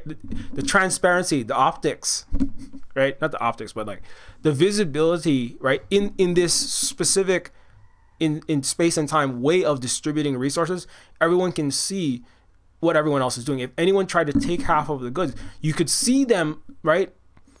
It's kind of like, like when that lady is calling up all the churches on TikTok and saying, I've got a young newborn and I ran out of formula. Can I get some formula? And you see the vast majority of Protestant and a lot of Christian churches in general just openly saying, oh, I'm sorry, we don't have any food we're not a charity, even like you literally are. It's why you have tax exempt status. You can see everyone, these Western Christian churches, right? It's a good example of them literally starving babies, right? They've always been doing that, right? But they're obfuscating, they're hiding, they're hoarding what they are, because they're making a lot, they take a lot. It's very easy to donate to these churches. But if you want to get help from the charitable organizations they supposedly are, that's extremely hard, right? But you don't see the starvation of the newborns happening at Western Christian churches because it's obfuscated from daily life, right? And so money helps to do that. Like if a Christian church, right? If there is an ahupua in the Christian churches, right? Everybody has to come to the church, and the church has to donate goods, and everyone brings their goods, and then and all the goods, baby formula and everything else is distributed at the church according to need. And we see there's a couple white Christian, prosperity doctrine. Somebody just wants them. If you can see the pastor visibly embezzling the fund and visibly embezzling the resources as he runs away, everyone be like, "What the hell are you doing? Driving away with half the stuff, and we got starving babies here." You see how like that would bring a cleansing, right? To use Western religious terms, that would be a cleansing, a purifying. That's the purifier's fire, right? But the West doesn't really do that. That's why they have so many priests and Protestants that are doing child abuse, and the U.S. is controlled and run by. Epstein Island is basically the whole U.S. and West. All their leadership is all in there. It's all doing these horrible, horrible crimes against children. Speaking of children, right? They're horrible crimes in general, right? But we're just not supposed to talk about it, and and so, but like in a real everyday way in your life, if when you go to Walmart, you could see the Waltons taking half the groceries and running out the door with it, and they had to be in the store with you, when you're like pinching pennies. Oh, we're gonna have to only buy one bag of ramen today. We're gonna have to eat ramen every single day. We're gonna have to eat Skippy's peanut butter out of the jar for the next 3 days. I'm sorry, kids, right? And if you see the Walton families taking like thousands of bottles of peanut butter, all the steak into Walmart and running out with it, when you and everyone around you is like running out of money and people are hungry, everyone would like, there would be like it would not go well for them, right? It would be like, what are you doing? You bastards, what are you running around with that, right? And everyone would be like, what? How could this be allowed to happen? Because the goal of the right. So when you have dollars introduced into a market, which eventually they were, that's actually what David Graeber was studying, right? When you introduce dollar exchange into a market, it doesn't necessarily make it corrupted and malicious, but and cause these huge problems in the society. But it increases the possibility because again, under some feudal structures, without monetary exchange, you can still hoard resources. That's why the Europeans had feudal. They also had dollar reserves and gold reserves, but you didn't need the kind of capitalism that we have today and that level of usage of money in order to hoard resources to feed armies and oppress people. Otherwise the Europeans would have if they were having a great time in Europe, why did they settle all around the world and complain about why did they have so many famines and starvations and death and destruction and everything that Voltaire described in Candide, which was 300 years ago. And that like predated at least what is formally described as the large expanded capitalist structure. Right? So you can have hoarding even without money. You can have injustice of a tiny minority of wealth hoarders of resource hoarders without money. But when you introduce money into it, right, then the ability to take the dollar exchange, right, and then have a huge accumulation, right? The possibilities of the obfuscation of the theft and the stealing and the malice increase. if you have digital, right, like credit card exchanges, right, like and to kind of finalize that, having the cash registers and the digital exchanges, and you can have this, right, system where people come to the store, right, where the laborers those who produce are separated from those who are consuming, and then not only that, but also like the person in the middle, right, is able to take these vast quantities of money, right, and then rapidly pocket them, and digitally you can move it across the world even faster. You can trade it and build stock markets like Nvidia's giant bubble, and the West giant stock market bubbles even faster. That increases, like, right, because in the Dutch in the 1600s created the first stock market, and like so that accelerated and increased the possibilities of wealth hoarding and resource hoarding and injustice, which is one of the reasons why it's the first, right? Like the printing presses actually came from East Asia. China, Korea already had printing presses before. Speaking of the Protestant Revolution or the Protestant movement, the demand for the printing of the Bible in the common tongue, not in the, you know, the Catholic Church's controlled, closely monitored Latin, which you had to come to the priest for that message. The printing presses actually originated in Asia, but the technology that did actually come from the West about 100 years or shortly after that was the stock market. That definitely originated in the West, right? And that's not the end of everything, and it's not like that is just the worst thing ever. But it is one technology, right?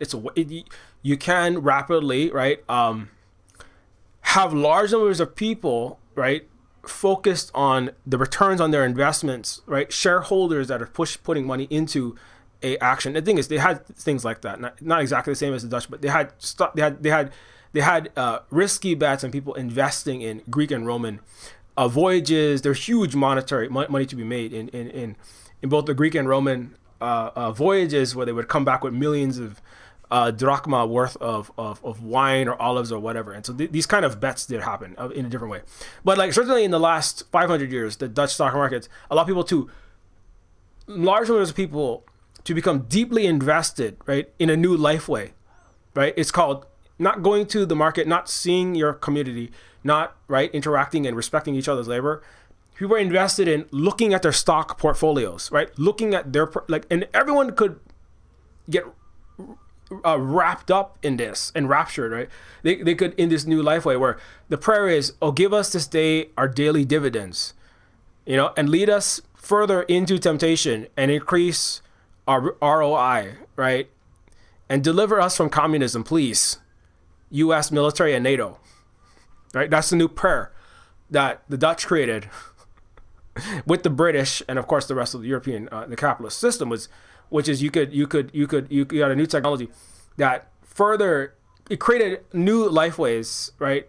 That were built upon older corrupted Western Christian, Catholic, unjust feudal structures, right? That accelerated that further, and the colonial extraction from the world, of course, was just was part of that. Without the massive extraction by the Dutch East India Company, right, from Taiwan, from Asia, around the world, without the British extraction, right, from Africa, British and European extraction from Africa, from India, from the colonies, right, without the French extracting from Vietnam, the Sahel region, the Spanish in Central South America, right, demanding the gold, right? The stock market, right, was really, we have so much wealth, we have so much flowing in from that we've stolen and enslaved and colonized and plundered around the world. We need some way to, right, we need a new kind of market, right?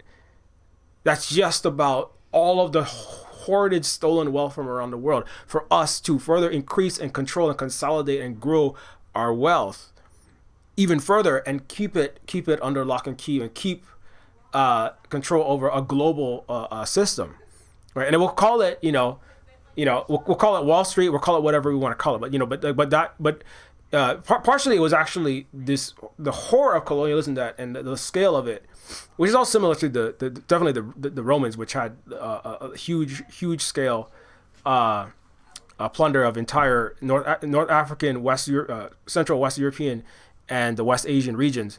But that scale of plunder is really what gives birth to this these new technologies in part. Anyway, so long story short, so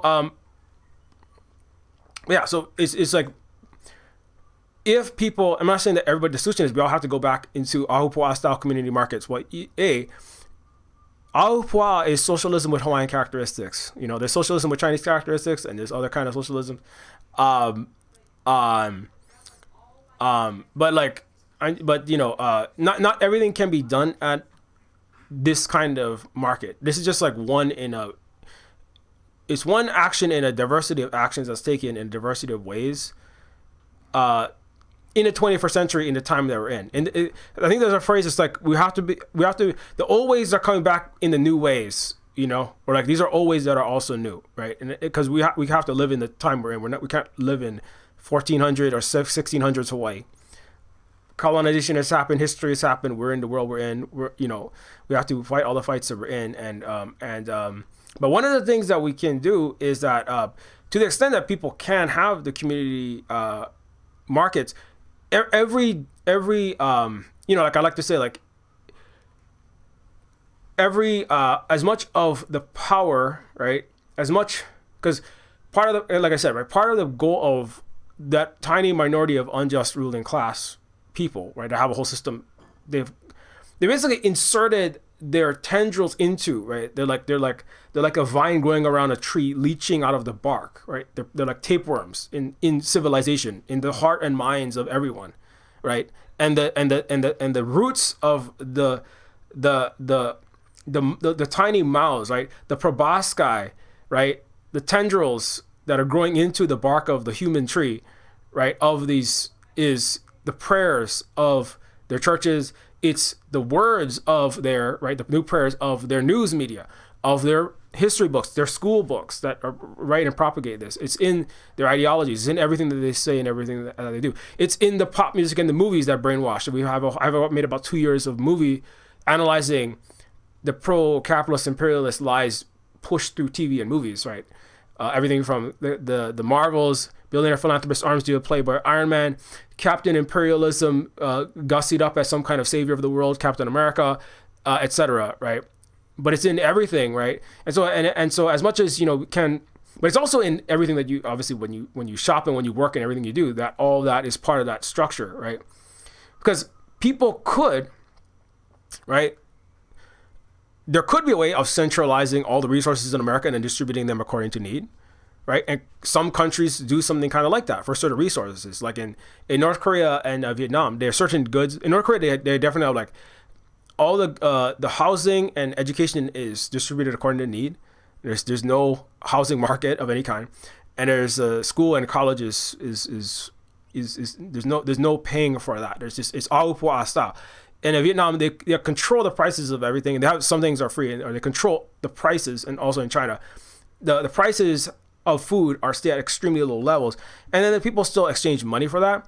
But that's one of the ways of, but you need some kind of people's actual revolutionary party that has overthrown the capitalist oligarchs that have been controlling your country to enforce the rules that allow, right, for the efficiency of dollar monetary exchange, right, that allow for the efficiency of that without enabling the mass accumulation of wealth to the point that it starts to corrupt and destroy the entire system, and so that the oligarchy can start to take over, right? From sometimes they call it from the commanding heights, right?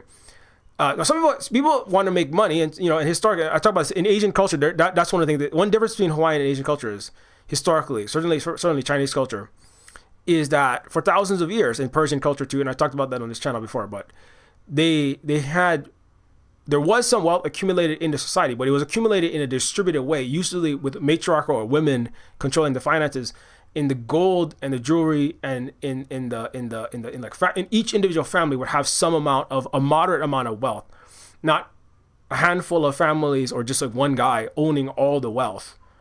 Right, like Elon Musk, they did not generally have that. They didn't allow that, and this goes all the way back to the debt jubilees, and I have like many streams about that topic, in the last 6 months, but so So when you have monetary exchange, you could have the monetary exchange, but one way in which they kept that down is kept down the accumulation of wealth is that all of China, just one example, they historically have always been savers. Today, 40% of all income is saved on average. 90% of everybody owns their own home. But even historically, right, it's a deep multi-thousand-year cultural thing. Everyone saves, and every family saves, right? They don't go into going into debt is a very negative thing. It's like a foolish thing. If you went into credit card or housing debt or college debt, it's just like you have made poor decisions with your life, right? But that's not. It's not just partially. I think that's actually partially. It's just that's a cultural thing, and that's what they do. That's just what they've done historically. But it's also that stops the accumulation of capital, particularly in the highest levels, like in banks, which is what the Greeks had, the Romans had, and all the West has always had.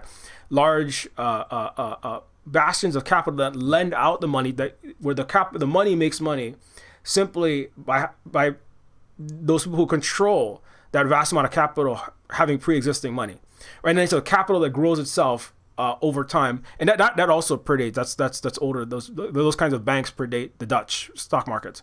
The stock markets are part of that story, but it also the what kind of debt and lending systems you have, centralized profit centered lending, right, was something that was basically banned. Every 50 years, all debts had to be erased in Persia, just as one example, because it was seen that it was a corrupting influence and people would become debt slaves, and there would become a tiny entrenched oligarchy of extremely wealthy people lending money and controlling entire swaths of society, right, in Persia. So they had rules, and the Greeks didn't have rules on that. They had slaves, they massacred them, they had monoculture, they enslaved women, they treated them as second-class citizens, and they had uncontrolled debt and debt peonage, and there was no such thing as jubilee. Right, that's one difference between Persia, the East, Iran, and West, Greece, Rome, Europe, etc. That's one, and because there was a divide there, and so that's where you could have monetary exchange. And some civilizations, I'm not saying that these are perfect civilizations, but they figure out ways to stop, right, that corrupted, like broken oligarch, right, warped and controlled system from taking root, right? And they probably looked at the Greeks and they said that's not a very good way to do it. They had, because Persia also had a diversity of languages, a diversity of cultures, right? And they didn't like ban the certain ones. They allowed the coexistence of all these, including Jewish, Christian, and Muslims in the same place, which they've been there. They still are there thousands of years later, right? And but it come back to the money. So to kind of wrap that up. So you have exchange. You have to have some way, either by making sure the wealth stays distributed, into a wide diversity of families. You don't let it centralize, right? You don't. If women historically, in a lot of Central and East Asian cultures, control the finances, the bigger risk takers who then will join with groups of and use groups of younger. The male tend to be bigger risk takers and focus more on defense and violence and selfishness, rather than the women who focus on community, the generation, and making sure that the next generation is taking care of the children, right? Just as a whole, not to say every single woman is exactly that. Like, and men and women are also not monoliths themselves, but just in general, the energy and the ways of thinking and the possibilities of toxic masculine culture. They have certain like general tendencies, and that's one reason, right? Just even that difference that the women control the finances, not the men. That helps to that helps. That doesn't make it perfect, but it helps to. It's one way to help prevent runaway oligarchic capitalism, imperialism, feudalism at all, and deeply destructive, systemically unjust civilizations from spiraling out of control, right? Because it's usually not, the boredom is usually not in Greece, Rome, again, in Britain, or in America. It's not a group of women generally, right? There's one Hillary Clinton. You have your token black and your brown and your Hillary Clinton, especially nowadays. You got your one Kamala Harris up there, but the majority is, we know who they are, right? It's Elon It's Peter Thiel. It's it's Zuckerberg. It's the usual suspects. They have a particular gender, and they have a particular color because of historically where those kinds of unhealed cultures have maximized their strength, and where they have the most innovation, and they have the most. Europe has had thousands of years of this broken culture, and now the United States has 250 years of it. And the worst, basically, a lot of the worst of Europe is who have first arrived. They were the ones who couldn't fit. They're the most unhinged Puritans and wealth seekers and these kind of outcasts of a place that was already deeply broken, that was seeing mass famine and death and destruction, that was destroying and colonizing and enslaving the entire planet. And the worst of them came to America. Of course, they don't view it that way. They were the best, and that's why 90% of people died in a lot of the original colonies, blaming women for everything. Anyway, Holly and I were just talking about that yesterday, but the witch trials, Salem witch trials, and the Scarlet Letter, and the Puritans who believed that a tiny handful of people will go to heaven and everyone else. It just very warped lifeways and mindsets and warped culture from a place that was already deeply going through many centuries of warped, broken culture. But anyway, so to prevent that, right, you have to have, so to kind of finish this up, if you do have monetary exchange, because we didn't have monetary exchange in Hawaiian trade centers, now or historic, well, at this one and in the 1400s. But if you are in a society where there is money, you need to have some kind of safeguards. And like sometimes they'll fail, right? Sometimes safeguards will fail. Like nothing is perfect. Humans are humans, right? In certain regions, it could fail, right? But those are some of the safeguards. You also have things like meritocracy, so that there was no cheating. The value of no cheating, and you actions speak louder than words. That actually is really a value. They say that in the West, but that's stolen. That's how actual China actually operates, right? And the meritocracy and the socialism of Chinese characteristics is built upon that deep multi-thousand-year historical norm. You don't talk, you show, and you prove, right, your merit when that's on the Gaokao, which is, they had people transcribe the test so that mandarins and officials that were correcting a test or reviewing the results of a test from one region couldn't tell whether the test was an applicant from Sichuan or Guangzhou or what region or what town, so that nobody could play favorites, right? No nepotism, right? No aristocracy, no Euro-feudalism or American dynastic capitalism, right? Where Mark Zuckerberg's kids are going to get a big leg up, right? They didn't allow that. And so that prevented like any individual or family from amassing massive privileges, right, unto themselves through that system of actual meritocracy, right? And so then if you have merit, then you provide your skills to the society, and you enrich all of the Chinese society with your expertise in building dams, or your expertise in biology, or how to feed people very well. You should work in the Department of Agriculture to help feed people better. You're very good managing conflicts because of what you did previously, so you should be promoted, right? But it's literally like, ask not what you can do for your country, but ask not what your country can do for you, but what you can do for your country, which is very similar to Hawaii, right? Nobody profits from farming. Like if somebody brings to the Agua 1,000 bananas, you don't get thousands of dollars for that. You don't get, like more houses for that. You don't get to buy yachts and planes. You don't get extra resources because you were very skilled. You get acknowledged that you're very good at it.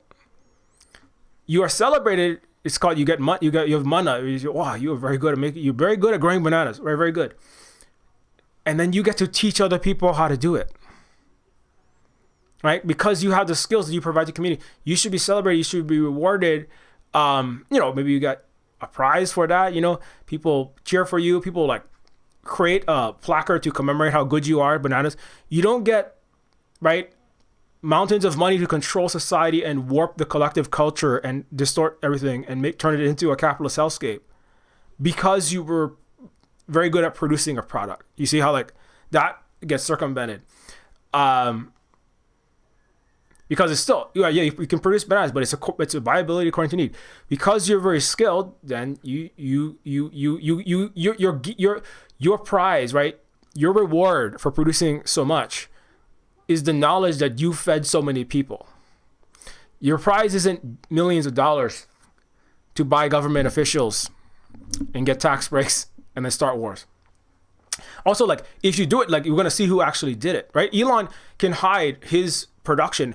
I milled the trillions of dollars because we can't see, but he can talk all he wants, but we don't like see, right? What has he actually done? He hasn't actually programmed any code. All the code that he's programmed by actual Twitter and PayPal, actual coders, anecdotes and the stories, it's all corroborated by all of them. They say like, he doesn't know what he's doing. When he goes in there, he breaks Twitter, and you can see that when it was breaking, when he took it over, because he doesn't know how to program and he doesn't care to learn. And he's too lazy and rich to ever get skilled at anything. I mean, whether that's art, that is AI, Grok is stealing actual artists to generate, or whether that's code. He doesn't know anything about, space science. I'm not even a professional astronomer. I know he says things that are wrong when it comes to space all the time. Well, people clap for him anyway because everyone's brainwashed by the capitalist class to celebrate him. And they're brainwashed by the movie Iron Man, in which Robert Downey Jr., which is supposedly the greatest genius on the earth, is shaking hands with Elon and saying he's also one of the greatest geniuses on the earth.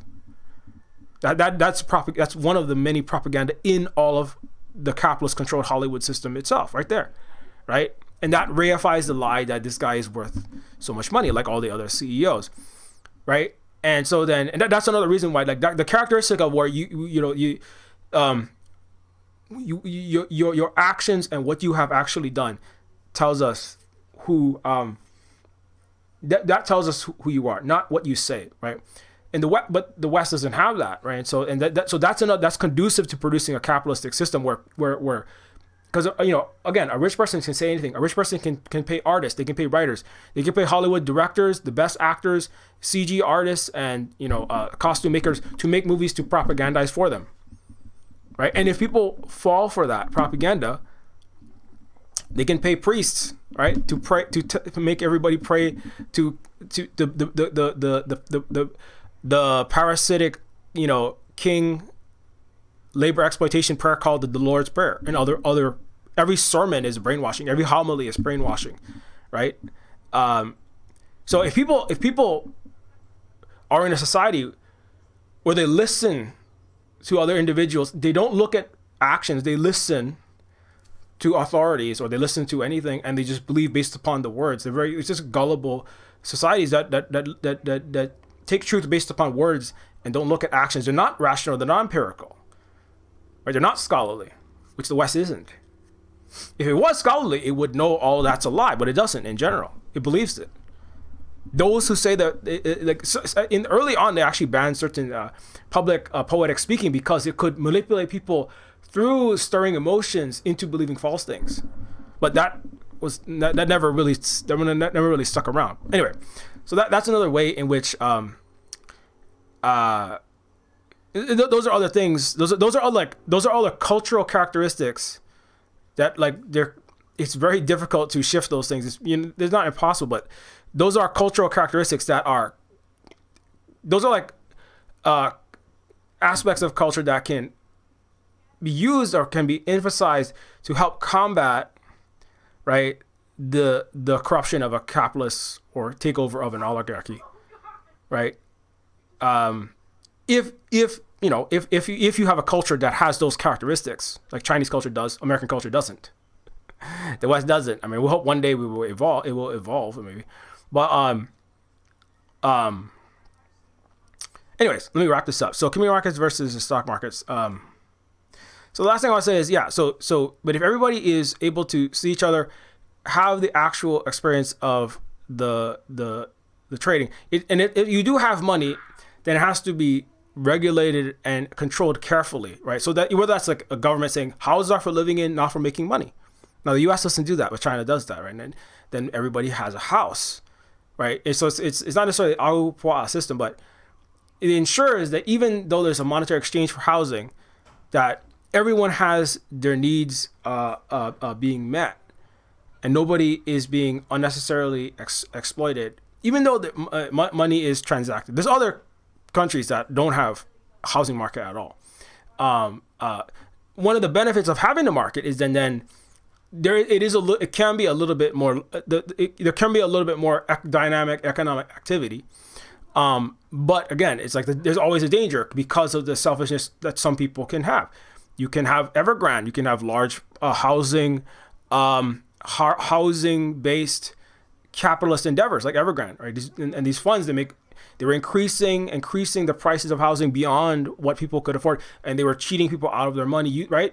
Like the United States' subprime global financial crisis housing bubble, right? Like the AI bubble, right? So you need a strong entity, whatever it is, to control those markets, and to control. If you're going to have markets that have monetary exchange, they have to be closely regulated and controlled. I mean, or you cannot, and you have America, and you have a $38 trillion stock bubble, AI giant mega. I think Goldman Sachs, JP Morgan, one of the big financial institutions, literally said it's a $19 trillion AI bubble. I said 20 trillion. It could be more than that. I estimated it's the top eight AI companies. If you add up all the valuations, it's $20 trillion. That's already huge, but that's only the top 8. You got a lot more companies that are in AI, right? And have money that's the hugest. NVIDIA had a $5 trillion valuation, and it lost $500 billion in one day. Some investor, some like serious Wall Street investors are talking about NVIDIA is going to be $20 trillion company by 2030, right? So I mean, again, this is unhinged bubble nonsense, and that speculative activity, right, of stock markets, right, is something that's why like they're heavily. I mean, just another example. China's stock, just the AI valuations is bigger than all Chinese stock markets to the extent that they have them. The U.S. stock market is 60% of the global stock market. That's another example. It's also super highly not regulated, right? It's literally the United States the U.S. Financial system runs the United States. Like even in 2008-09, if a bankster broke a law, right, like defrauding their own customers, like Goldman Sachs admitted to doing in a court of law, they would simply have their congresspeople, like then Bernie Frank and their various ex Goldman Sachs and ex JP Morgan employees that were in the United States federal government, like Hank Paulson, like what's his name, Steve Mnuchin under Trump. Every administration, Democrat or Republican, has at least one, often more than one, Goldman Sachs made man gangster alumni, right? So they control the entire government. You can't regulate. Like I said, if you're going to have monetary exchange in the market, you don't need stock markets, but even if you're going to have monetary exchange market, farmers market with money changing hands, and definitely if you're going to have stock market, you need to have entities that can actually control and regulate them and make sure that whatever financial activity that's happening, which is eased with the monetary exchange, is not, again, causing this massive wealth hoarding and then controlling entire society. And so, and that's why, like we have to, no, I'm not saying that like, America. So, I mean, as soon as possible, you're going to need to have total systems change in the United States, obviously, of course. But that's another difference. Another way to look at the differences between the community market versus the stock market. And as much as possible as you can get access to those, whether it's obviously you probably can't have a market where you are, but like the more that we have those kinds of exchanges of human value, right, and less of capitalist for-profit exchanges of human value. And like, if you shop at Walmart, you're not evil. If you don't get your oranges from the local communist market or indigenous Turtle Island market or Ahupua'a market, if you get your oranges from Walmart, try not to get the Halo ones, because those are made by literal Zio human rights violating billionaires that are enjoying all of California's water. But like if you because I mean we gotta go, sometimes we go shop at corporate stores too, because that's the only ones we can afford to get all our needs met. But like to the extent that you can, right, get your products without the parasitic entities in between taking that wealth that they can then use to corrupt and buy the entire system, make their propaganda movies, buy all the politicians, build armies to kill and crush internally, domestically, and foreign all alternative systems, right? Every dollar of value you get outside of a capitalist system is a dollar they can't take 50% of, and right? Take your daily bread to feed their armies. In Washington, in Hollywood, in churches, their armies, in the literal military in NATO, right? Right, you know what I'm saying? So then, so as much, that's why I say, like, as much as you can, we try to be not doing non-capitalist, even non-profit NGO is that's just for-profits spelled differently with tax-deductible money laundering write-offs to buy senators and congressmen, and non-Western government, certainly, and U.S. And other, but any kind of capitalist corporation, if you work or shop there as little as possible, that's you know, this it just sounds like I'm trying to do like a what you call conscious consumption thing, but it's not really about that. It's more about it's one part of a revolutionary, evolutionary, and also decolonial, from a Native Hawaiian perspective, set of actions that you can take. You know, and but very important at the Ahupua'a market is, and it's said every single time it happens, is that this is about changing our mindset. This is about sovereignty mindset. You know, we're not here to feel organic or anything like that. We're trying to rebuild our Ahupua'a system that has been here for millennia, and America has tried to erase. It's actually, because Emma's thing is not part of a university, it's not part of an NGO, it's not a nonprofit. These are all tentacles, right? Whether if you don't abide by U.S. imperialism, if you talk about freeing Hawaii, they will cut your grant. The university will excommunicate you. You lose your job, right? So because like Silver Spoon Games and Emma, like what we're doing and what she's doing over there, is, you know, we only take, you know, from our Patreon support and people who buy Neofeud, right? So basically, I mean, obviously, if Steam decides to accept us, you're talking to, you know, or whatever, I don't know. But like, as much as possible, we try to have as little of our needs being met directly by somebody who is going to control us and stop us from what we're saying, from what we're doing. Because I've had that happen before. I lost jobs teaching for Catholic schools, public schools, you know, the university, the nonprofit system, indigenous grants. If it's coming from the U.S. government, if it's coming from U.S. corporations, U.S. government, if it's coming from the grant, that's how they control you, especially indigenous people, you know, and that's something that a lot of Hawaiians even don't want to talk about. A lot of indigenous people don't want to talk about and deal with that.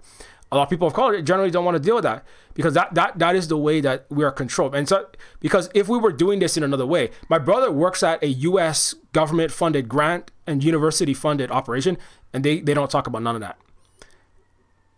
They present Westerners and wealthy American yuppies who go to private school with a place where they can garden and feel like they're helping Native Hawaiians, and they can see Hawaiians present their culture, and they can feel the parents, the teachers, the Democratic Party, and the United States liberals can feel like they help preserve Hawaiian culture while the capitalism persists, the colonialism persists. They build more military bases. They keep occupying Hawaii.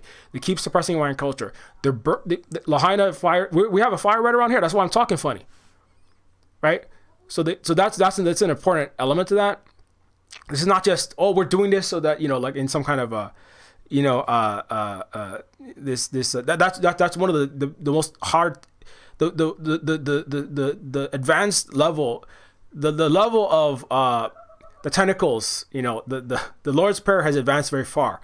Right now it's Western decolonial university progressive newspeak. You know, it's all up in that, right? All in and wellness. Some people can see where the wellness culture, the certain kind of Western imperialist vegan wellness culture, university speak, the Democratic Party, the liberal progressives that are not, right, the wolves in the sheep's clothing, but the level of shrouding of the wolf, right, the level of shrouding of the fox, the quality of the fox's smile in Malcolm X's words the costume is so good now. It's very difficult to deal with, and that's that's by design. But that means we have to work harder at calling out this BS and the nonsense and the lying, moderate liberal line that perpetuates these lies. Anyway, so that's a whole other level of this. It's kind of a little bit beyond the scope of this, so I should probably wrap this up. It's now 8. Okay, let's wrap this up. Anyways, if you like this, don't forget to help us out at Silver Spook Games. You can give us a direct support at ko-fi.com/silverspook. Yeah, we do our best. Again, don't forget to follow. If you want, you can learn a lot from Moonkind Things, and there's Aina Moana, and this is she was just at a meeting to stop the United States colonizers from destroying Hawaiian burial grounds, and there's all kind of racist settler colonizer nonsense being said at this meeting. So she's constantly in this fight in all kind of ways as well. So along with the rest of the family up there, and anyways. You can help us out at Silver Spook Games at ko-fi.com/silverspook. Also, a special shout out to McLovin, also known as. I don't know if they want to know who they're also known as, but thanks a lot for the generous donations. We also are, we are virus conscious, and we do mask. I don't know if you can see that, but we were masking at the event as well, because we are, we're still in multiple kinds of pandemics. So please stay safe, and please do community care. That's one way you can do community care. At your community center too, and anywhere else that you go, is to mask up, especially when you have high numbers of cases of various illnesses that people still have. That's BSL level 3 pathogens. But anyways, you can help us out at ko-fi.com/silverspook, patreon.com/neofeud, and give us ongoing support there, as well as get access to Silver Spook Discord and the Silver Spook behind the scenes of what we're working on, Silver Spook Cooperative. That's a little bit more about, I think I might have already shared this, but this is, we also have our beautiful purple orchids blooming here. What I'm working on when it comes to the cyberpunk game, this is the music I'm working on. Like I said, I've been spending about a month and a half. I'm almost done. I have 2 more. I'm on the last 3. I'm just about done with the 3rd. So I only have like 2 more musical pieces to produce, and then I'm done with music, and then it's just sound effects and testing on Neofeud 2. And you can learn about more things that we're working on at the Silver Spook Cooperative when you become a Patreon. You also get access to Silver Spook University, which has over 1,000 hours of the content we've produced here, categorized according to topics. And Silver Spook University is also, we don't have official university degrees. Speaking of value, right? So all this is human generated, not AI generated, made with human labor. Everything has to have made with human labor at the end of it, if it really is, that's going to be the future. There's going to be there's entire businesses that are now springing up. We only use human, no AI, anything in our group, because if it is AI generated, it's, deeply problematic, sus, and also horrible in so many other ways. So this is all human generated labor, all this Silver Spook University. If you go to American universities, how do you know your professor isn't using AI? Apparently 90% or more of students and many professors are using AI. I mean, Silver Spook University is a no AI university, no Gen AI, no ChatGPT, word salad, no Kenyan enslaving, Indian mechanical Turk, polluting Texas, and sucking all of America's GDP and burning it all. The entire economy, AI, which is what the AI bubble is doing right now. So Silver Spook University, no AI bubble inflating university. Unlike most Western universities that are all part of this bubble and all criminally complicit by forcing into the administrators, forcing into the professors and into their students' daily lives. Terrible, man. It's really terrible. Anyways, you can help us out at and also you can help us out at Neofeud. You can help us by grabbing Neofeud, of course, on Steam. Neofeud is a retro cyberpunk adventure game that is it is anti-capitalist, anti-imperialist retro cyberpunk adventure game I spent 2.5 years working on. It is also a game that supports everything we do here at the Silver Spook Cooperative. And if you have a second to leave even a very short review, if you like Neofeud, don't forget to do that, because it does help us out. You can also get Neofeud on itch.io for Windows and Mac and Linux, as well as Decolonators and Pigeon with Gun, as well as Indigistar, and lots of other games and short story collections like Neofeud short story collection, and Woman, a book by Holly critiquing, speaking of churches, right-wing Christian culture. Holly's like, I don't want to go through more Christian trauma by remembering what that was like to write the second half of it right at this moment, but maybe I'll I don't have the spoons for that at the moment, but anyway, because we were just talking about that yesterday. Anyways, you can also follow Silver Spook Games at Mastodon.social, at Silver Spook Games, at Wandering.shop, and at Silver Spook Games all over the place, and Silver Spook Guy, and Silver Spook in general on various platforms, on Twitter at Silver Spook Guy. And thanks to all of our patrons for your ongoing support. Without your support, I didn't realize I'm kind of off the screen. You can help us out. Thanks for all of your support, helping us out here to keep on doing this work, doing our best as we can, doing the activism, education, and of course game making as we have been doing. I will be back later on the Twitch stream, and until next time, keep your mirror shades polished, be excellent to each other, care for your community. See if you have any start your own community trade market if you don't got one. I mean, there might already be some kind of thing like that. And what am I doing? Thanks so much, and we'll see you next time.